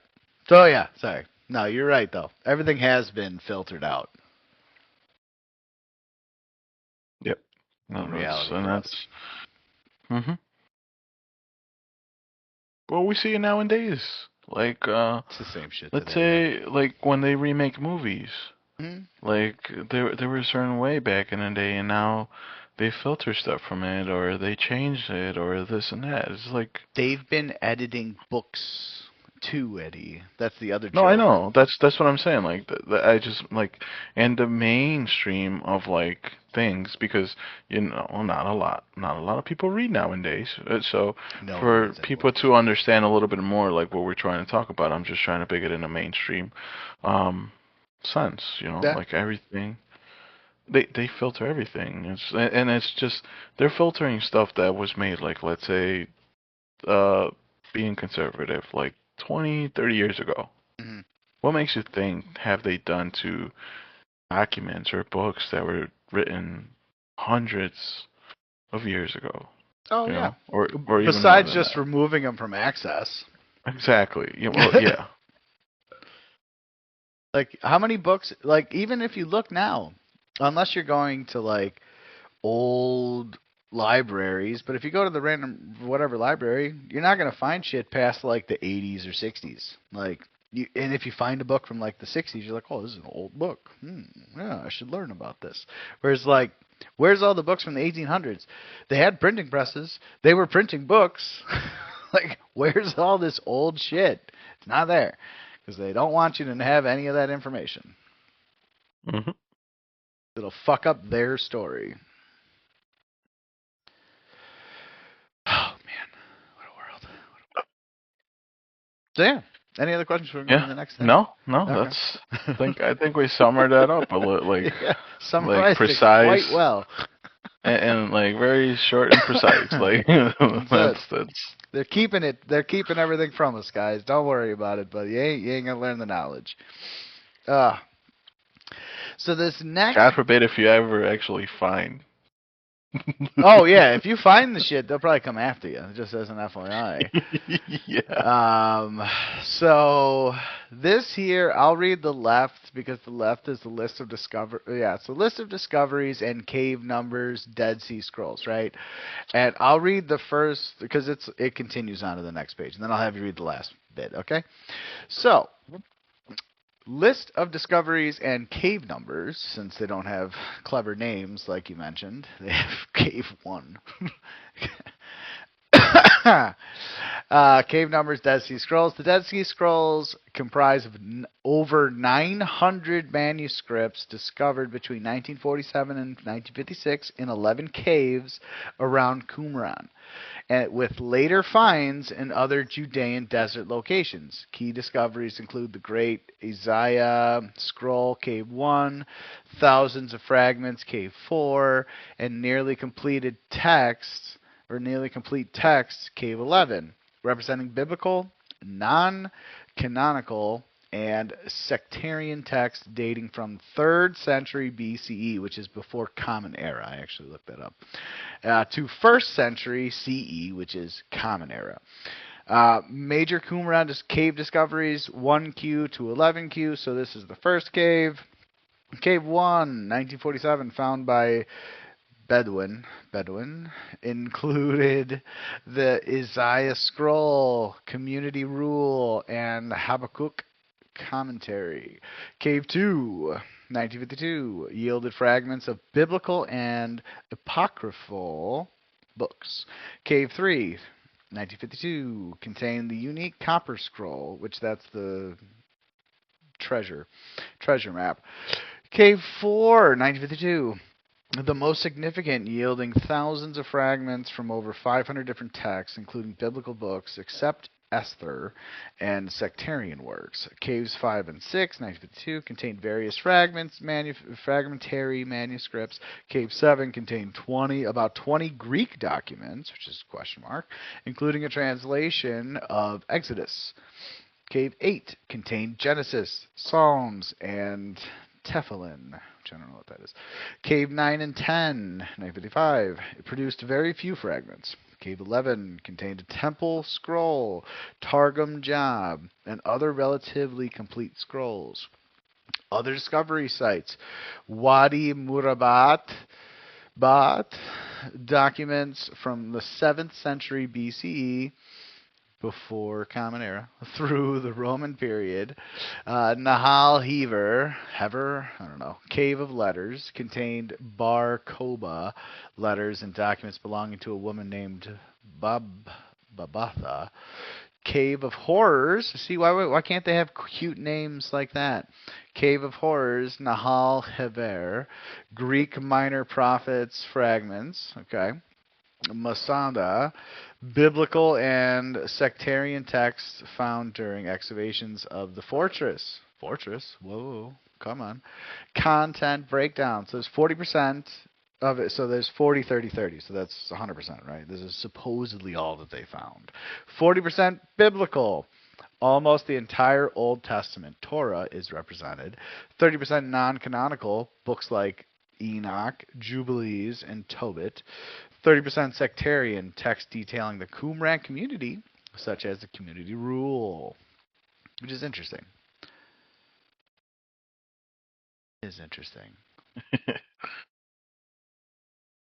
Then go ahead, Eddie. Read the when was the last discovery. This is gonna be an interesting one. Well, this is the joke, because when did they say they stopped finding shit? In 56, right? And then we jump all the way to fucking current times? What? When was the last discovery from caves, Dead Sea Scrolls? The most recent significant discovery of Dead Sea Scrolls fragments was announced in March 2021 by the Israel Antiques Authority. These fragments, which include parts of the books of Zechariah and Nahum, were found in the Cave of Horror. That's a great name. They nailed that name. I don't know, like why they had 1 through 11, and then they find the Cave of Horror. There had to be some fucked up shit in there for them to name it that. It feels like it's a Monty Python sketch or something. In the Judean desert, and they date back to the 2nd century AD. Key details regarding recent discoveries. The Cave of Horror, find 2021. These are the first new scroll fragments found in archaeological excavations in approximately 60 years. The 12th Cave, 2017. In February 2017, a 12th cave, 12Q, was identified, which contained broken jars and, for the first time in 60 years, evidence of scrolls, though no intact scrolls were found. Yeah, no intact scrolls. We didn't find anything intact, guys, but we found shit. There was a bunch of things, but there was none. Nothing we can tell you about. Like nothing we can show you or or prove. But this next thing you're gonna read is the joke. Go ahead. Original discoveries. The main original collection of scrolls was discovered between 1946 and 1956 in 11 caves near Qumran. So these new do the math. 56 to 2017. 60 fucking years. Really? You guys didn't find anything else to show the people? Like, you're already withholding a bunch of shit. You can't, like, lie about this now, too. These new findings from 2021 confirm that further significant ancient materials are still being discovered in the region. Yeah. You call bullshit on that? Of course. I've been saying this whole time. Dude, it's total fucking bullshit. Any questions for the next thing? No. Yeah, they're lying to us. Yeah, of course. They're lying to us and withholding. This whole... We've been doing this now for 21 episodes, and it's like that's the common denominator. Well, not 21 episodes, but chapters. Yes, Eddie's right. Well, I mean, 22 chapters. Yes. Well, yeah. I guess we could have split it all up into one. Yeah, but it's fine. You know, it is technically. You know, that's what I'm trying to say. So we're 21 chapters in, and that's the only common denominator that's been. In every single one. We're not getting truths at all.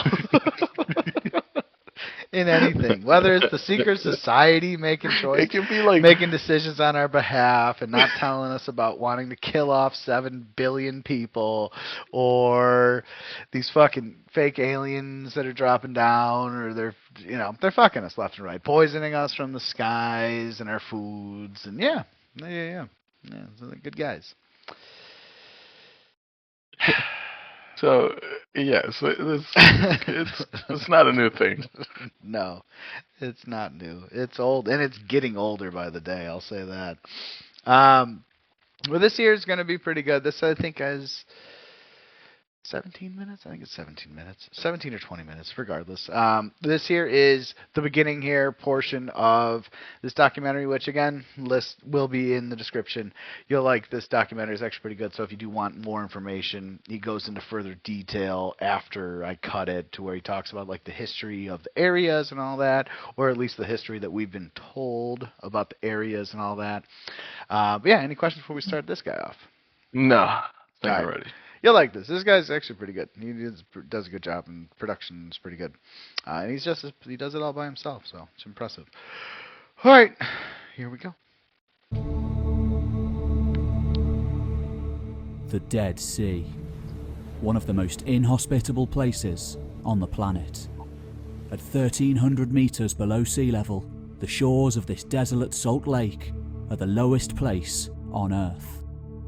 Although the River Jordan, a sacred place for time immemorial, flows into it, there is nowhere for the water to go. Its only release being the punishing sun evaporating it during the course of each day, leaving just salt and mineral behind. This is very likely the saltiest body of water on the planet, more so than the Great Salt Lake of Utah. Just a few gulps of this liquid will kill a human in a matter of hours. Not only that, but deep sinkholes regularly appear all over its banks, threatening to open up and swallow those foolish enough to wander too close to the shore. Yet, all the same, people have not only lived here, but on many occasions thrived for thousands upon thousands of years. This is Bible country. According to biblical archaeologists, on one edge of this lake, the once prosperous cities of Sodom and Gomorrah may have once thrived. The similarly ancient city of Jericho and a whole multitude of other biblical sites are located only a few days' walk away. And later still, salt merchants from the Bronze Age to the Ottoman era risked their lives to brave the harsh, deadly still waters of the sea. It was also here, generations later, in the spring of 1947, as Palestine teetered on the verge of a new war, that 3 young Bedouin boys, their ancestors having wandered the region as nomads for time immemorial, stopped at the ancient watering hole of Rash Feshka to rest their animals.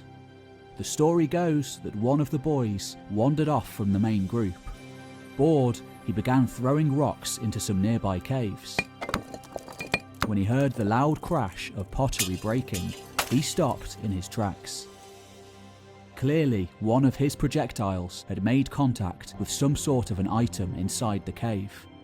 A single thought entered his mind: treasure. He ran back down the cliff to tell his friends, but night was swiftly approaching. Upon investigating the next day, the boys were disappointed to find that the cave did not contain buried treasure, but a simple collection of clay pots, one of them broken with a number of ancient scrolls spilled out of it onto the cave floor. Little did they know it at the time, but those Bedouin shepherds had just made the single greatest discovery in the entire history of biblical archaeology and Jewish Second Temple period studies. It was perhaps the most famous archaeological discovery of the 20th century, and soon to become a cultural icon, famous the world over. For those pots contained the first of the Dead Sea Scrolls.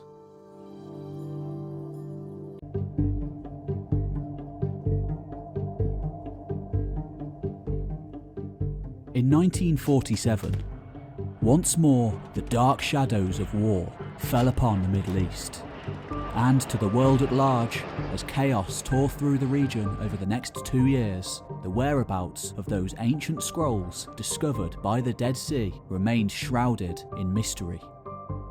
Unbeknownst to the world at large, just before the outbreak of war, the Bedouins who had found the initial scrolls had sold them on to a Syrian Orthodox priest in Jerusalem for the meagre sum of around $250.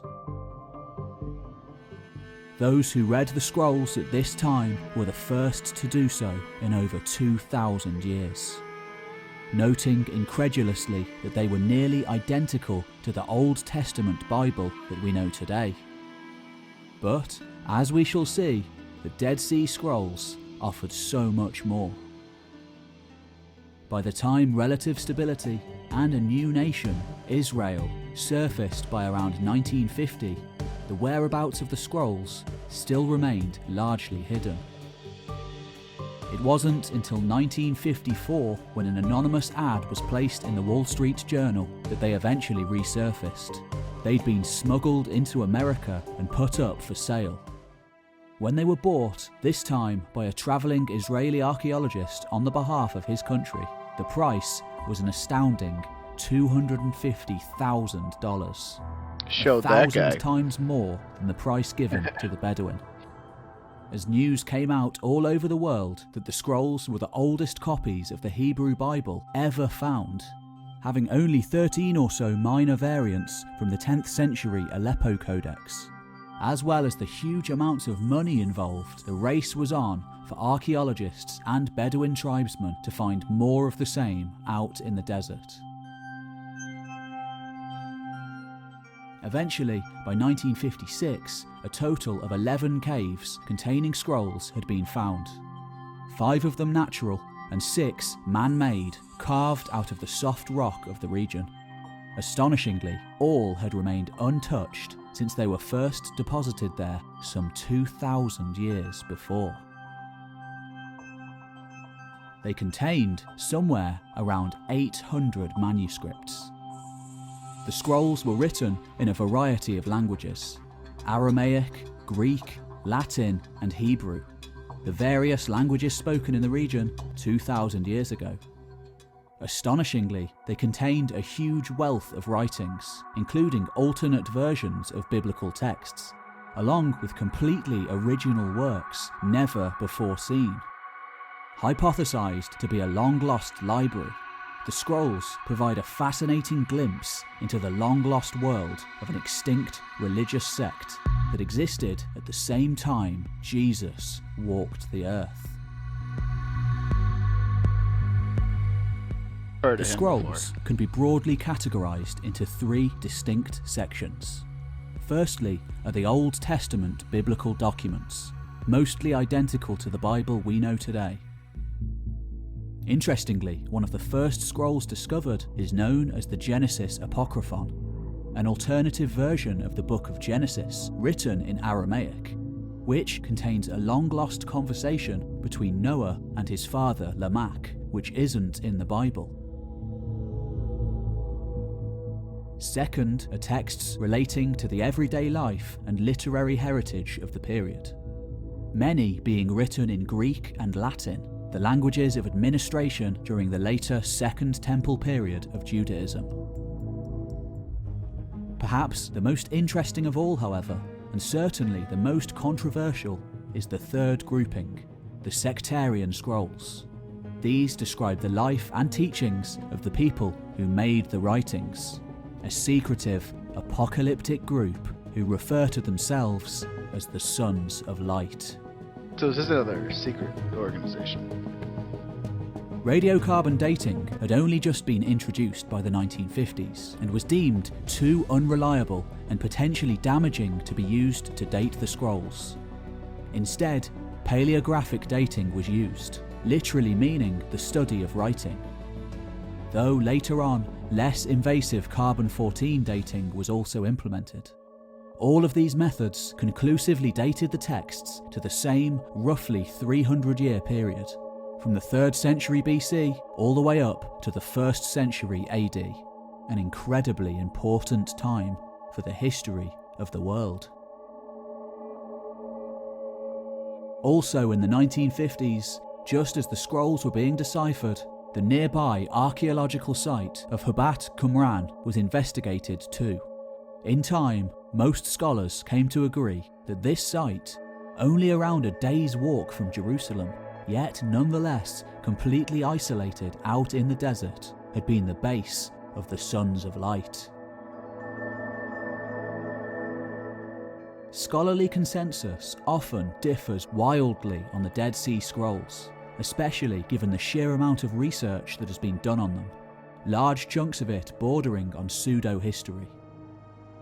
Yet practically all scholars do agree on one thing, backed up by chronology and later by archaeological evidence, that the scrolls were hidden away during the first Jewish revolt against Rome, a vicious conflict that lasted from 66 until 70 AD, and ended with the complete razing of Jerusalem and the Jewish temple.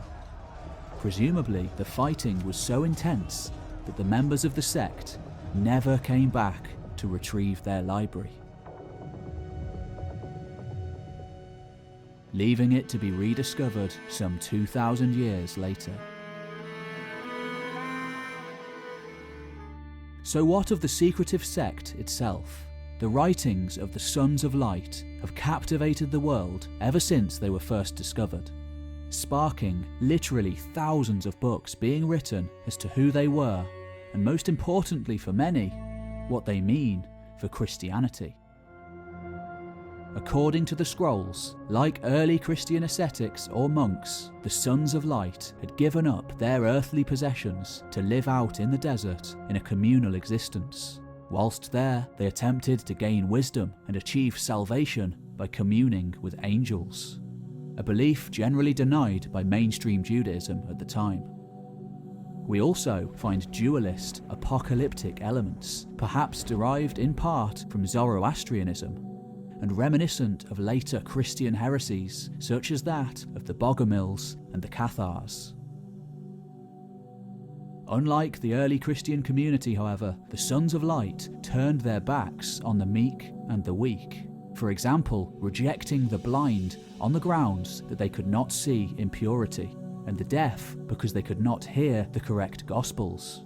They also seem to have been an almost exclusively male and Jewish affair, having extremely difficult Bohemian initiation Grove. rituals. Aside from this, however, as reflected by the Thanksgiving Scroll, which lists various prayers and sayings of the sect, there are many similarities with early Christianity, sparking numerous scholars to suggest links between the two groups, with Christianity perhaps being some sort of an offshoot. One of the most interesting of the documents discovered is the War Scroll, clearly showing that the Sons of Light were waiting for a final apocalyptic battle between the forces of good and the forces of evil, called the Sons of Darkness. It even outlines battle plans and strategies for the coming war. You can listen to this fascinating and controversial scroll over on our second channel, Voices of the Past, and don't forget to subscribe for other fascinating historical content. I didn't. The War Scroll is made all the more interesting by the revelation of another document in the late 1960s, called the Temple Scroll. This had been hidden away in a shoebox until after the Six-Day War in 1967, and includes detailed instructions for a temple that was never built, complete with regulations and sacrifices, perhaps for after the successful completion of the war. Another famous extract is a commentary on the book of Habakkuk from the Hebrew Bible. It speaks of three prominent figures, all of whom have become incredibly controversial and written about. The first is the teacher of righteousness, associated with all manner of historical figures, such as Jesus' brother James the Just and John the Baptist. Second is the wicked priest, perhaps either referring to the priests and kings of mainstream Judaism, or, according to independent scholar Barbara Thering, to Jesus himself. The third is the man of the lie, another controversial figure, interpreted differently by vast amounts of scholars. The third and fourth caves, however, sparked off perhaps the greatest amount of discussion of all. In the third cave was a scroll completely different to all the others. Rather than being written on leather, this one was made on copper, and quite simply, it's a treasure map. A detailed set of instructions to 64 treasures hidden somewhere, presumably in the Holy Land. Despite numerous attempts and expeditions, no one, in the 20th century at least, has ever found any of the treasures. Maybe, like Bronze Age burial mounds in Europe, and most of the Egyptian pyramids, they were discovered and looted in antiquity. Yet, every few years, a new theory resurfaces to the contrary, and occasionally new expeditions are launched to find them. It was in cave number 4, however, that the greatest mystery of all was found. The scrolls here had fallen on the ground at some time in antiquity and smashed into tens of thousands of tiny pieces, some of them no larger than a tiny pebble. Over the next 40 years, the scrolls of Cave 4 were worked on by an elite group of mostly Catholic scholars, with no one else even being allowed to see them. Of course, this created all manner of conspiracy theories about Vatican cover-ups, and sparked a huge amount of hostility from other scholars. Yeah, that's the big thing. Especially when a story was leaked that one translation talked of the leader of the Sons of Light being crucified, suggesting a definitive link with Jesus, though this eventually turned out to have been false. Finally, by the 1980s, one professor and his graduate students were entrusted with index cards that they'd been given, known as a compendium, copies of which had been given out only to trusted scholars. This professor and his students went on to write a computer program which matched the cards up and reconstructed the original contents of the fragments. Though it's not a perfect system and can be fairly subjective, it's said to have around a 90% accuracy rate. At the same time, secret photographs of the scrolls were left anonymously on one scholar's doorstep, and left at Huntington Museum Library in California.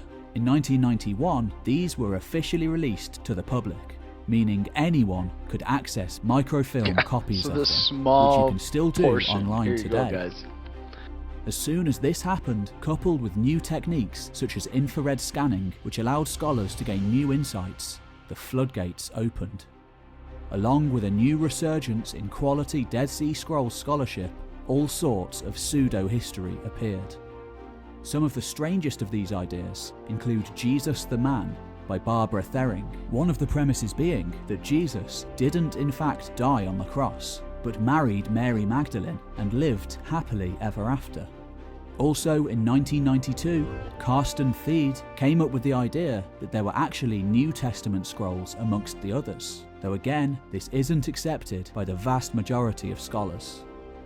In order to fully understand the story of the scrolls, we must understand the context of the age in which they were made. We must go back to the very beginning. So, first, let me do this first.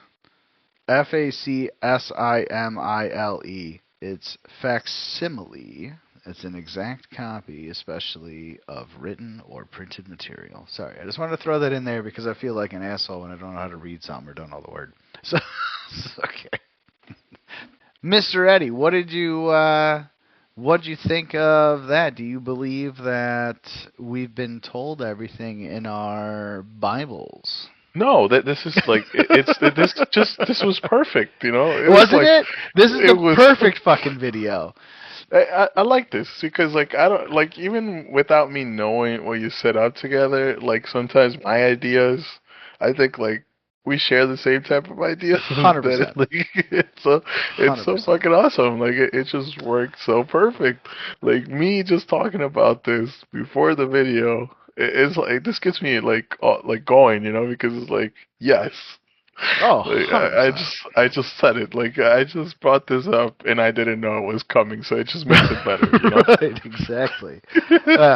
Well, that's where sometimes I have to, bite my tongue a little bit before, because I know, like, I'd be like, yeah, it would just fucking be 5 minutes of just you and I saying, yeah, all right, bye, guys. We've been lied to. Bye, guys. Like, Oh, this is perfect. It is set up. nuts. Like it's like even if we try to script it, it wouldn't work as good as what just happened right now. It wouldn't. That's the thing. That's why I refuse to do a script on anything that I do because, well, one, I like having a natural response to things, which is always going to be better than having a scripted response to things.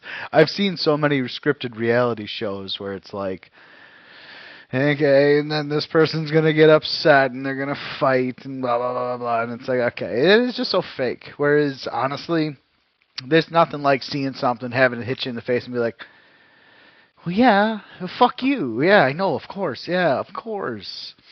But the one thing that's interesting in this was why, well, first off, the whole thing of they didn't release anything until 1991 to the public. Still kind of just like, okay.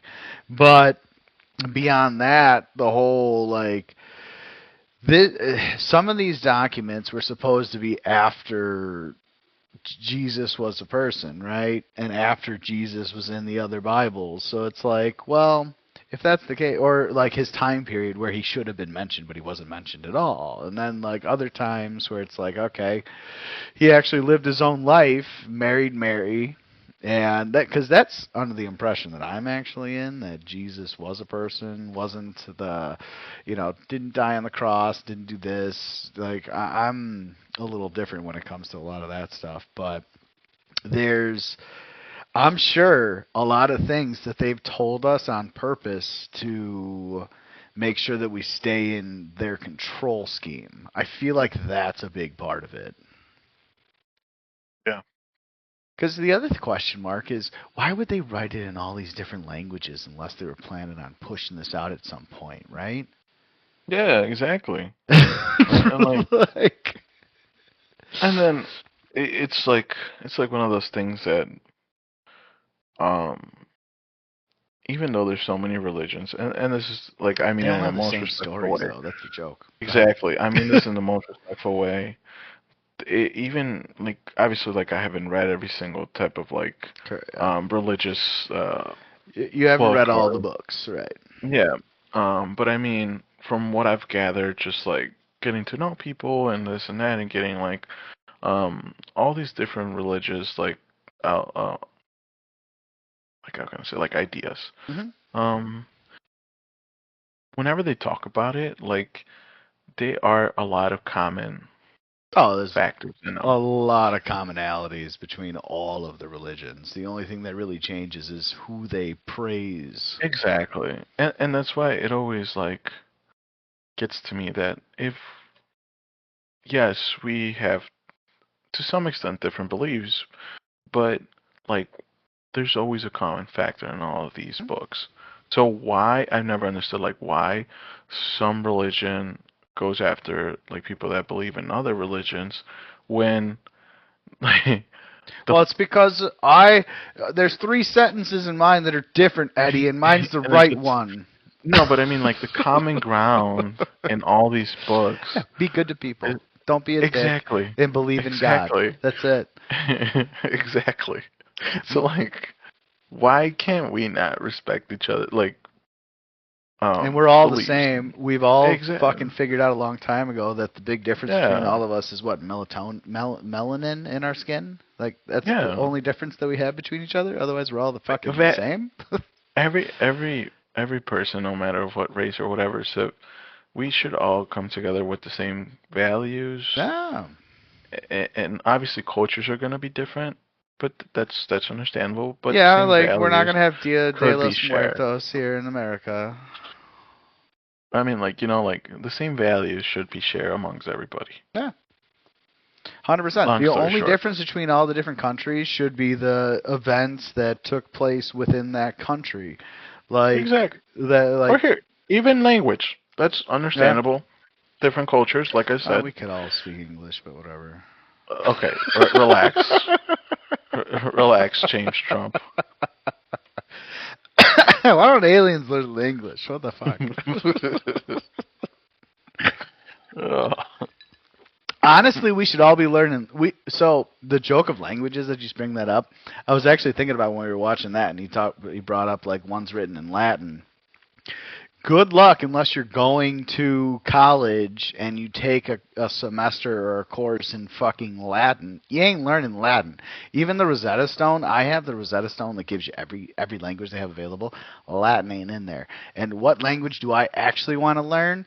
Latin. Because if you know the root of a word, you know exactly where it came from in Latin, that might change your whole use of that word. You might not use that word anymore. You know what I mean?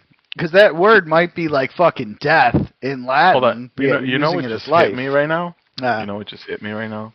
Like us just going through all these different things and how like you bring it up a lot. Like whoever's in power tries to separate people because they don't want them like to come 100% together. Divide and conquer. I remember this story of like the Bible. I don't want to be quoted on this. Like it's just like quote this him. Is how I. This I is remember, what Eddie said. He like, said it himself. This is what I remember, that there was like the Tower of Babel or the Babel Tower that Tower everybody could communicate with everybody. 100%. So that's we started building a tower to try to go to heaven. Correct. And then that's when I can't remember if it was Jesus or God. God. Then that's when didn't want that, so then that's when he created different languages. Yeah, he confused the languages, 100%. And right now it just hit me, like holy shit. Yeah. Like, even in the books. Because think about like, it. If everybody books. could talk to each other in the same language, we'd stop listening to these clowns in charge, wouldn't we? Yeah. Yeah. No, 100%. That's why they confused the language. That's why they made it harder for everybody. That's why they separated it all. The joke is still that they used the one language to separate everybody, because if you actually took everything back to its root, it would all be Latin. Primarily Latin would be the main language, and then you can go out from there. That's another reason I want to learn Latin, because if you learn Latin, then you can have a good step up on Spanish, a step up on Italian, a step up on English. There's a lot of them that are all based off of Latin. No, it's nuts, man. It's fucking nuts. But yeah, I still think these things that we uncovered in the 40s, which he made mention to the 6-Day War. Do you know what the 6-Day War is? Sounds familiar, but refresh my memory. We'll read about it next, actually, coming up, because it's actually kind of interesting. But yeah, because I did a question mark on, like, as far as how many wars have been in this area now, that all this information's coming out, and these people can just go into these places and grab more shit. So I was like, okay, so there's got to be something coming up to where it stops the people from doing it, right? And that's where we go into... you know what? That's after this. Okay. So the first thing was, if you and I were sitting there going, they discovered all this shit in this cave, let's go in there, right? Right? That seems legitimate. We should be able to. Right? No? I'm not getting. No. I said yes. Okay. You couldn't hear me, really? No, I really. I was like, yes. Nothing. Nothing came on my end. So can you explore the caves where they found the Dead Sea Scrolls? While you can visit the area where the Dead Sea Scrolls were found, of course Qumran, not, right? National Park in Israel. Access to most of the actual caves is restricted. Visitors can view them from a short distance as part of the park's walking tour. So it's like, really? Okay, so I can watch. I can see. It's like a zoo, you know. You can only see it from the glass. Like it's behind glass. What the fuck? Yeah. It's like, honestly, if I want to do that, then I'll just watch golfers on my golf course next to me. It's like, but if I want to join them, oh, nope, you can just watch from your window. It's like, okay, great. The Qumran National Park is an important archaeological site that was home to the Essenes, which they never really brought up and we haven't really kind of discussed, but that was an old ancient group. The ancient Jewish sect credited with writing the scrolls. At the park, you can explore the ruins of their settlement. You can look at where they lived, including a scriptorium, writing room. Oh, of course. This is the scriptorium. Oh, okay. Is it? All right.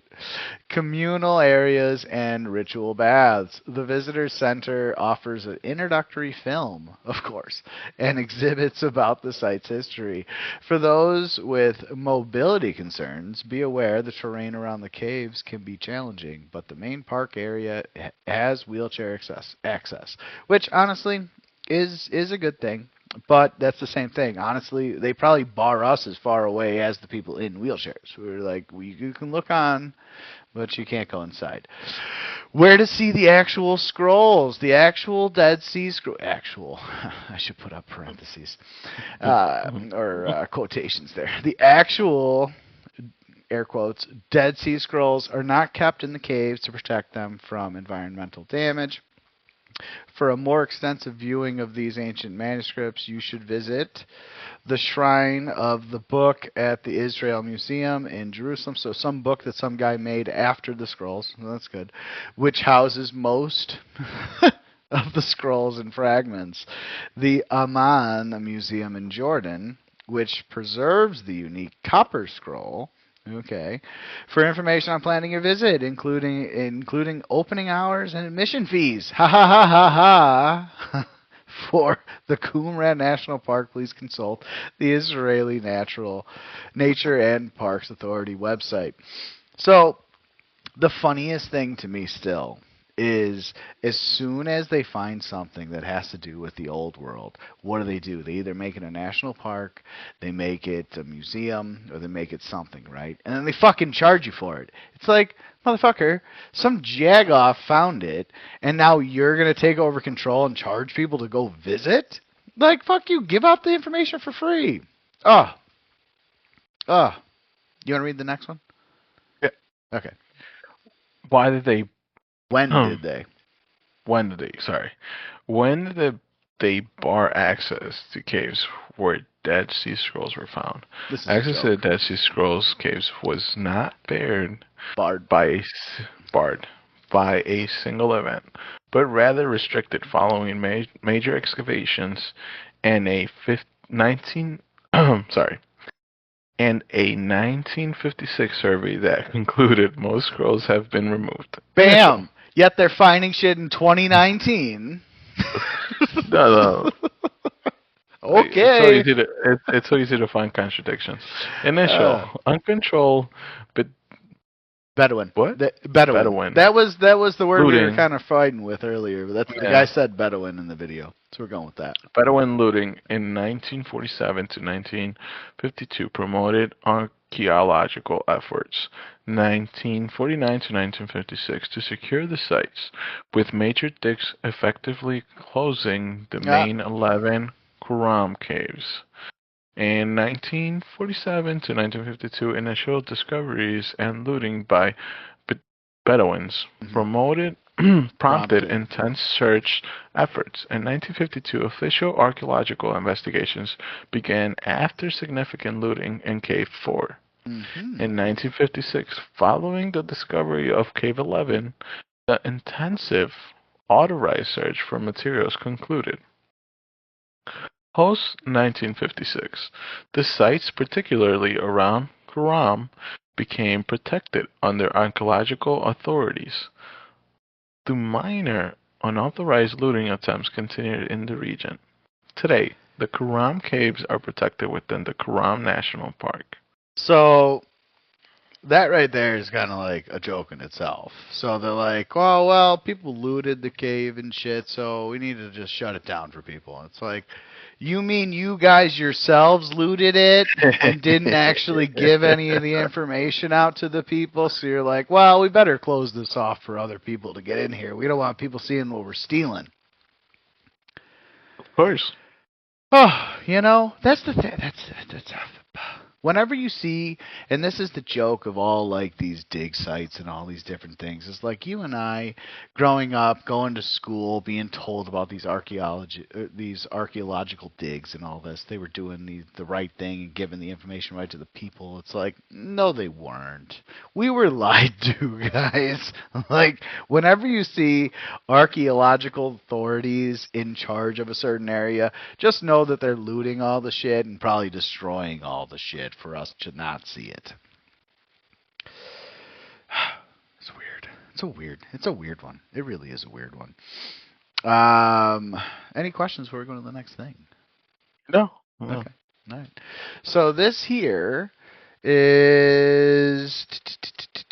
I'll have you read the right one because that's about the 6-Day War that you hadn't heard about. Do the Dead Sea Scrolls change current religious beliefs? Because that's what they claim is it fucking slammed Christianity right in the ass.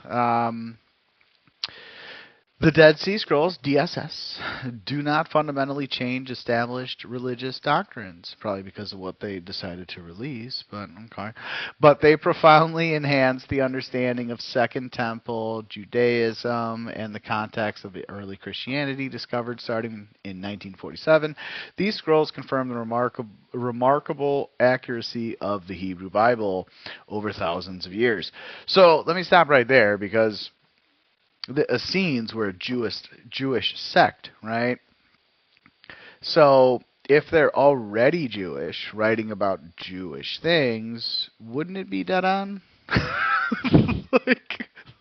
like, wouldn't that make sense? That of course that their Bible would be the one that makes the most sense because they knew this from this, and this is what this is the indoctrination that they wanted to push forward for everybody. So they wanted to keep that as on point as possible while they were writing in all these different dialects and all these different things. I don't know. Whatever, man. Whatever. Key impacts on understanding religious history include biblical textual accuracy. The Hebrew text in the scrolls is nearly identical to the medieval Masoretic text, proving the Bible was transmitted with high precision. All the shit that they wanted to force down our throats was copied properly, guys, just as an FYI. Context for Christianity. The scrolls illuminate the religious landscape of first century Judea, highlighting ideas, e.g., example, dualism, community rules, present in early Christianity. A spectrum of Judaism. The texts show that Jewish thought was more diverse during that era than previously believed, containing sectarian views, e.g. Essene beliefs, alongside or in contrast to mainstream tradition.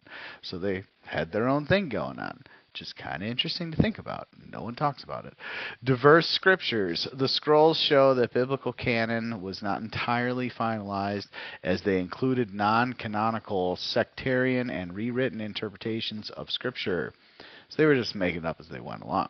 While they do not mention Jesus or his disciples, the Dead Sea Scrolls provide invaluable background for studying the origin of both modern Judaism and Christianity. Interesting. Very interesting.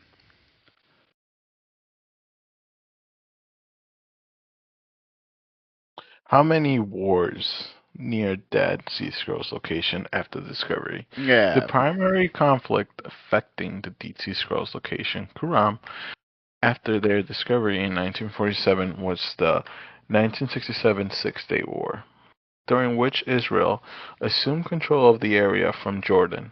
While major combat in a specific spot ceased, the region has been involved in broader Arab-Israeli conflict tensions, and archaeological excavations continue amid these. Notes? Al Jazeera. Al Jazeera. Okay. Key It's details. a magazine. Okay.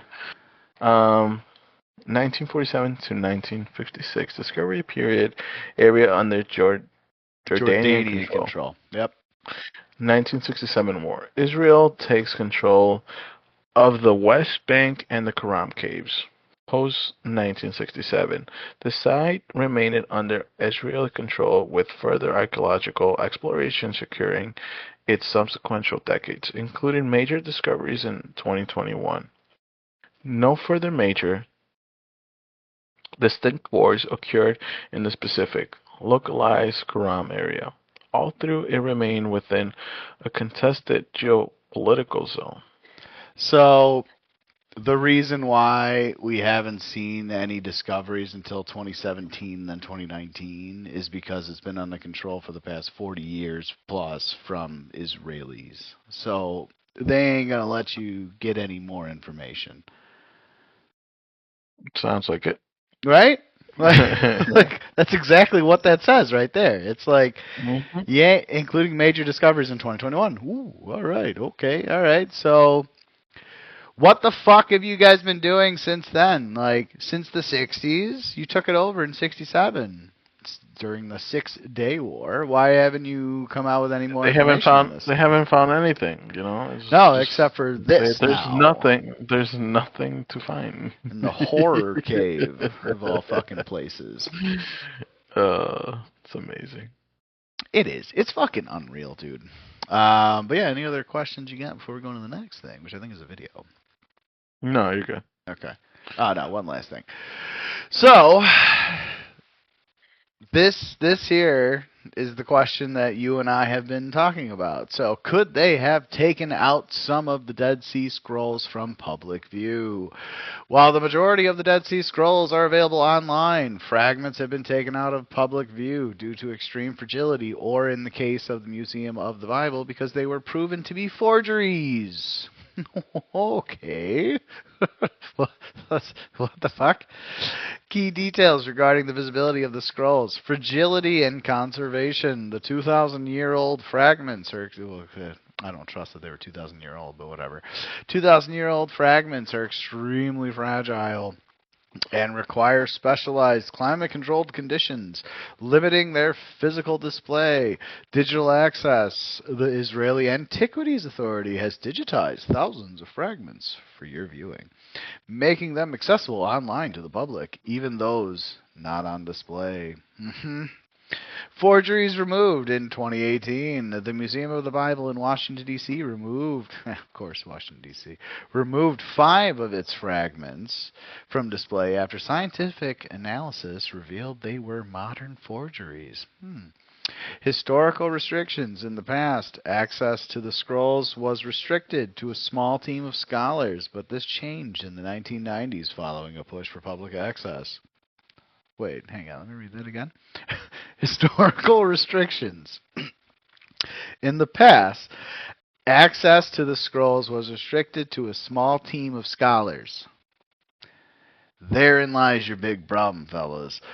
But this changed in the 1990s following a push for public access. So you don't think that in the 30-plus years they could have been like, all the scholars and everybody got together and like, okay, well, we're going to ultimately have to tell the people something. Why don't we show them these 6 things instead of these 100, right? It would be the proper way to do it. If you right. would ask me. Yeah, that's the way to do it. You say, hey, we're giving it to your trusted guys, your scholars, your guys that read books and do nothing but read books and go over books. We're going to give it to them first. They're going to look over everything for you dummies, right? Because they need to dumb it down for the public. So for you dummies that don't know nothing about nothing, we're going to let these smart, intelligent people read over it, and then they'll give you little bits and pieces here and there. All right? And then we're like, no, we're smart enough. Give us the books. Give us the scrolls. And they're like, all right, fine. We'll do it in 30 years. The only way. And they remove most of the shit and go, here you go. Here's everything we got, guys.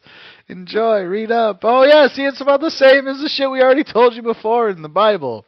Oh, nothing changed. Oh, okay. All right, guys, good luck. Oh, boy. While some may have been held back from public view in the early years for academic study. Almost all legitimate, conserved, and authenticated fragments have been made available to the public in either physical exhibitions or through high-resolution online databases. Do you trust that whole thing, Eddie? I think that the question we're way we're way beyond trusting these fucks in charge. Is that what you're saying? Yeah, kind of. Yeah. I think you're right on there. I think you're right on. We cannot trust these fucks. And whenever they find anything, honestly, I would have loved to have actually talked to that shepherd boy and said, "Hey, how many things you find?" He'd probably be like, "I found 20,000 fucking scrolls." He'd be like, "What? 20,000? They told us 800." It's like, you know. Man. A fucking joke. What a joke. What a world. But yeah, so anything else before next, I think, is a video. I think we can jump right into it. Ready to roll. All right. Yeah. So you've seen this guy before. This is Mr. Tucker Carlson.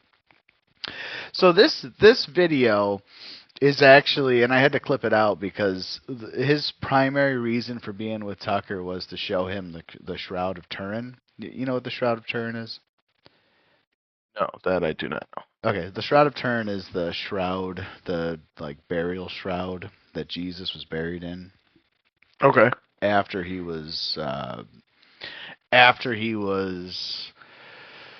crucified, stabbed with the spear, and then buried, right? So he has I don't think he has a replica. I think he's actually supposedly got the real Shroud of Turin, and I don't know how he was able to bring it to Tucker. But regardless, this whole thing, he made it happen. He made it happen. He brought it to Tucker. Tucker was able to see it, and it's funny too because I think Tucker, I've seen him with a red little wristband, and it's a Kabbalah wristband. And so, FYI for people, if you see someone wearing a small little red, tiny little wristband, it's actually Kabbalah. So, and Kabbalah is a whole other religion thing too.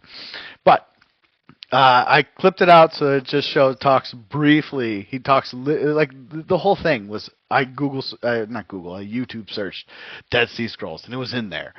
And it said the Shroud of Turin, Dead Sea Scrolls, and then two other things too. And they was talking. I was like, oh, great. And I listened to it. It's an hour and a half about the fucking Shroud of Turin, and then this small 4 minutes about the Dead Sea Scrolls. And then they went back to the Shroud. So I'm like, you fuckers. But it fits in perfectly, and you're going to see exactly why as soon as I hit play. So you ready? Okay, here you go. Stated on the idea that the custodians of the science around this at the British Museum, which is the most famous museum in the world, whose job is to search for the truth, that's what science is, the pursuit of truth, that they would hide facts, right, and mislead the public on purpose. So that, but I guess I shouldn't be surprised because this is a religious artifact, right, that speaks to the veracity of the world's greatest religion, which has many opponents. Exactly. So it does raise questions about other archaeological finds that are relevant to Christianity. And the big one, of course, are the Qumran scrolls, the Dead Sea Scrolls found right after the Second World War by a shepherd. 1948, a Bedouin. Yep. Yeah, a Bedouin shepherd boy 46. Throws a stone into a cave. Right. Here's this something pottery breaking, goes up there and all these jars with these scrolls in them. That, of course, was the same year that Israel became a nation, 1948, and they become the custody, or some of them become the custody of the Israeli government. And they're written right around the time of Jesus, maybe a little before. Correct me if I'm wrong on the facts 250 here. BC. 250 BC. This monastic community called the Qumran community in Qumran. Right.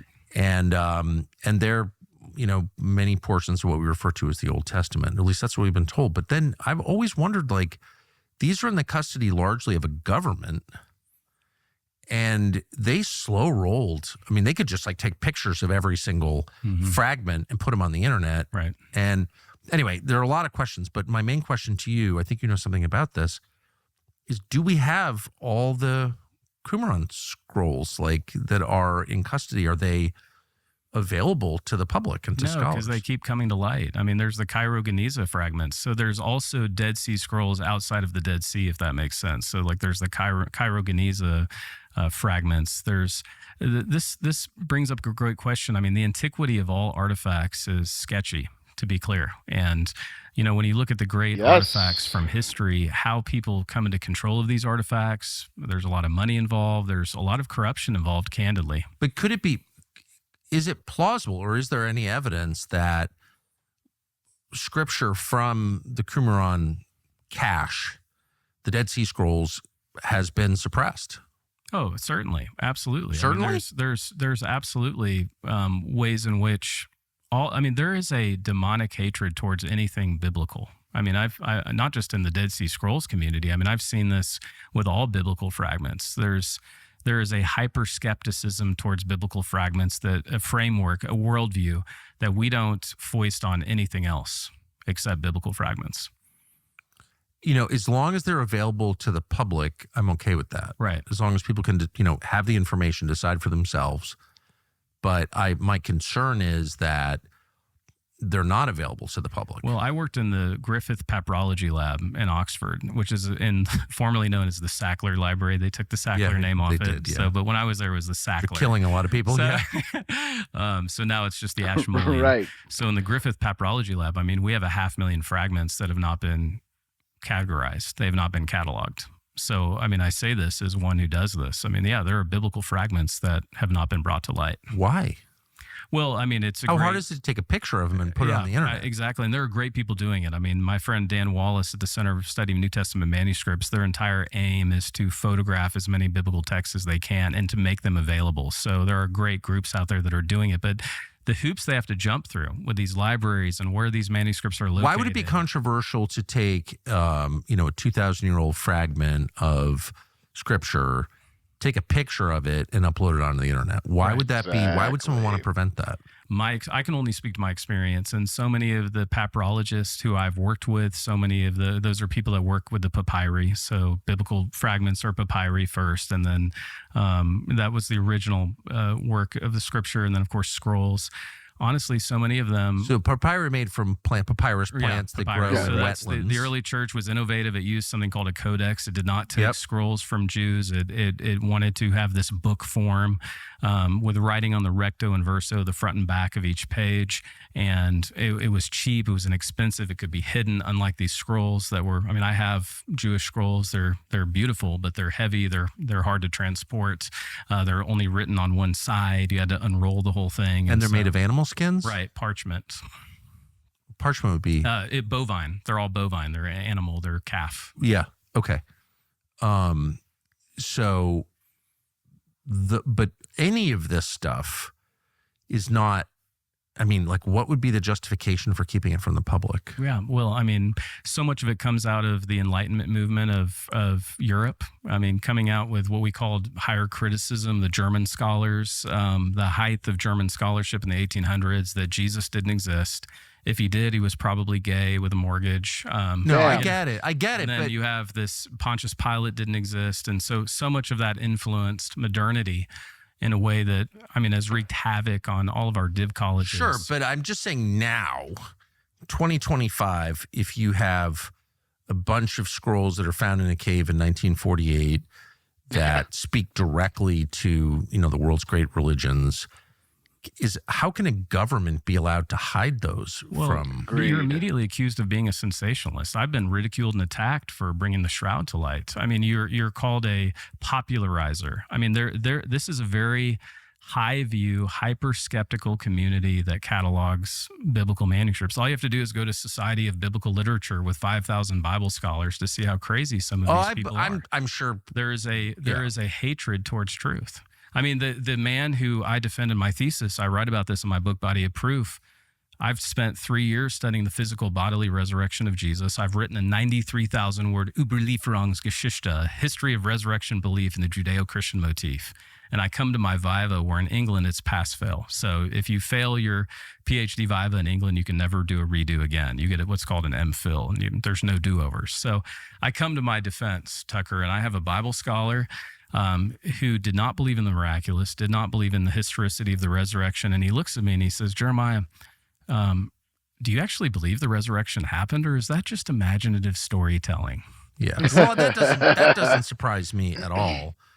That people who, how many Episcopal priests believe in God? Yeah, none. None. No, I know some who do, but like the minority. That doesn't shock me that they would, that corruption exists. It's the suppression of information. It's Wikipedia that drives me crazy. It's gatekeeping information that prevents the public and interested parties, researchers from even knowing that information exists. Right. Like, well, that is so sinister. I'm a victim of it. I mean, I was taught that the shroud was a Catholic relic and there was no science behind it at all. I mean, I was taught that at the intellectual Jerusalem that is Oxford. I mean, so I'm a victim of this. I understand it completely. And I guess I'm numb to it, Tucker, that it's my world. I've been in it professionally in the academy since 2009. It's just a miracle if truth actually gets out. And that's why I'm so grateful for your program. Do you have hope that there will be further study of the shroud, or do we not need any? I'm doing all I can to make that happen. This is changing people's lives, this truth, because when we look at this mystery, it actually reveals the message of Christianity, God's love for us, and that he sent Christ to die in our place and raise from the dead. That's the gospel. That's the good news. And that this event actually happened in history. Jesus physically, bodily rose from the grave, and there are great reasons to believe that. So, you think they're telling us the truth about everything, Eddie? No. It's actually kind of nice hearing it from this guy's perspective, because he's in that scientific world where it's a blend between science and religion, and he's being just like stonewalled wherever he goes, kind of a thing. And it's like, really? Yeah, I mean, like, didn't you guys read the book?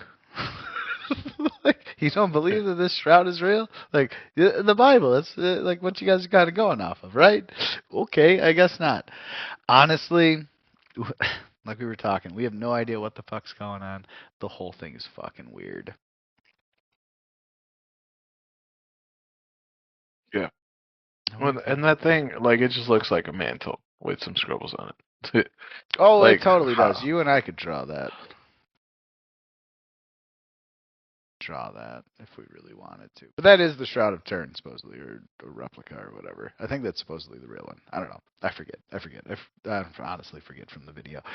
But again, I will have the video for everyone to watch. It's like an hour and a half, so it's not too long. But yeah, nuts, man. Nuts. I don't think that we're being told the truth about religion. I think that they've maybe set it up against us to use in their behalf and not our behalf. So, yeah, crazy.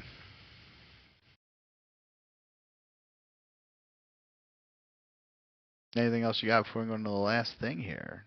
No, this is like these were good topics, but also too, it's like, you know, like the deep sea scrolls, like when you mention it, like I didn't know exactly what it was. Yeah. But like once you start talking, it's like, oh, okay, like I do know about this. You know what I mean? Oh, like, yeah. Yeah, absolutely. Absolutely. And so then, speaking of that, we want to thank you all very much for watching. Because I want to ask Eddie the next main question. Eddie, you want to thank the people for watching? Yeah, of course. Thank you. This was a good one. It's interesting, right? Better than not secret societies. Yeah, it's a little refresh, a little break from all these millionaire groups, you know. Right, all these billionaires are getting together in secret to not tell us anything that they're doing. all these millionaire group of friends, you know. 100%. 100%. And just for anybody who's interested, the next two topics we have, which is funny because we finally get to the second page of contents, but it's Diana, Princess of Wales, and then the face on Mars. So Very interesting. I've actually already got a few things that I want to put on that Face of Mars thing that you guys are going to be like, oh, of course, this is silly. But yeah, that's right. I wanted to get to this because I wanted to ask Eddie the question of the day, which is...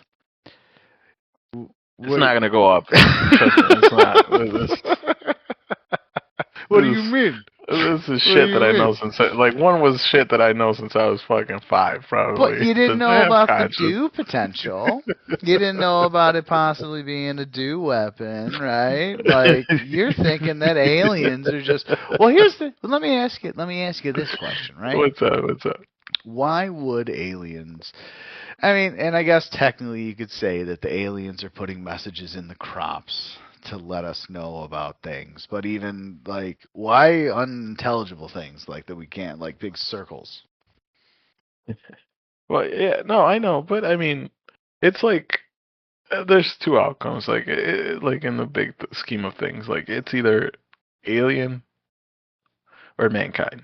So it's like no matter how we slice it, like even if it's lasers of everything, it's still technically mankind. It's still, yes. So it was just like, all right. Like. But if you look at the agenda of the mankind, so therein lies something for me. That's what kind of gets me going, is if you look at it from the view of this is mankind doing this with satellites, and to fuck the people's brains so that way we can get to a one-world government because aliens are attacking. That still, it makes the most sense in my fucking brain. Because it didn't really make any sense to me that these aliens are coming over and they don't interact with anybody. They don't show themselves. They just leave a fucking pattern in some dude's crops so he actually loses money this year. That's rude. You know what I mean? Well, yeah. Fucking rude ass alien. The fuck? I thought you guys were beneficent. I thought you were supposed to be helping us.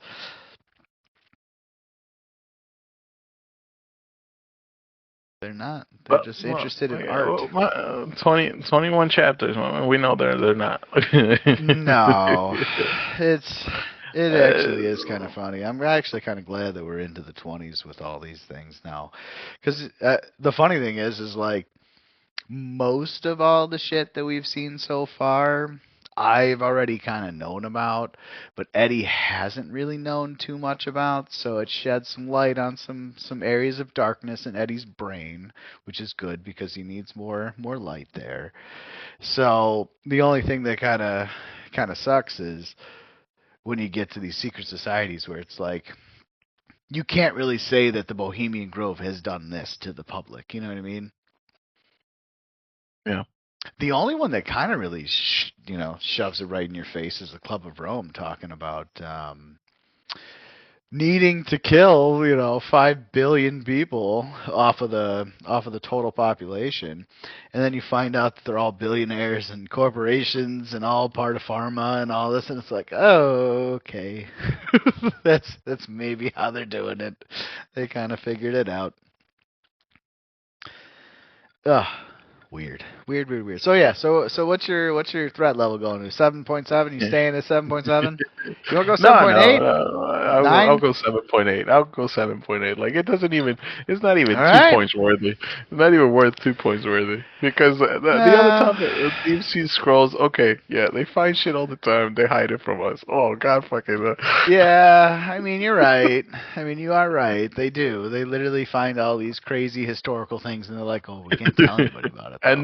And these are a few that we know of too. Like totally. That's the other thing. Like that's to open another can of worms, but this is like what they shared with us. Exactly. Okay, you guys can see this because who knows? Like, okay, what if they say scrolls, but what if they found technology? Like, hasn't it been known a bunch of times that we like? It always amazes me, like when they always talk about like pyramids and all this, of like the precision of how these things were built. Oh, and there's no way they could have done it with fucking chisels and.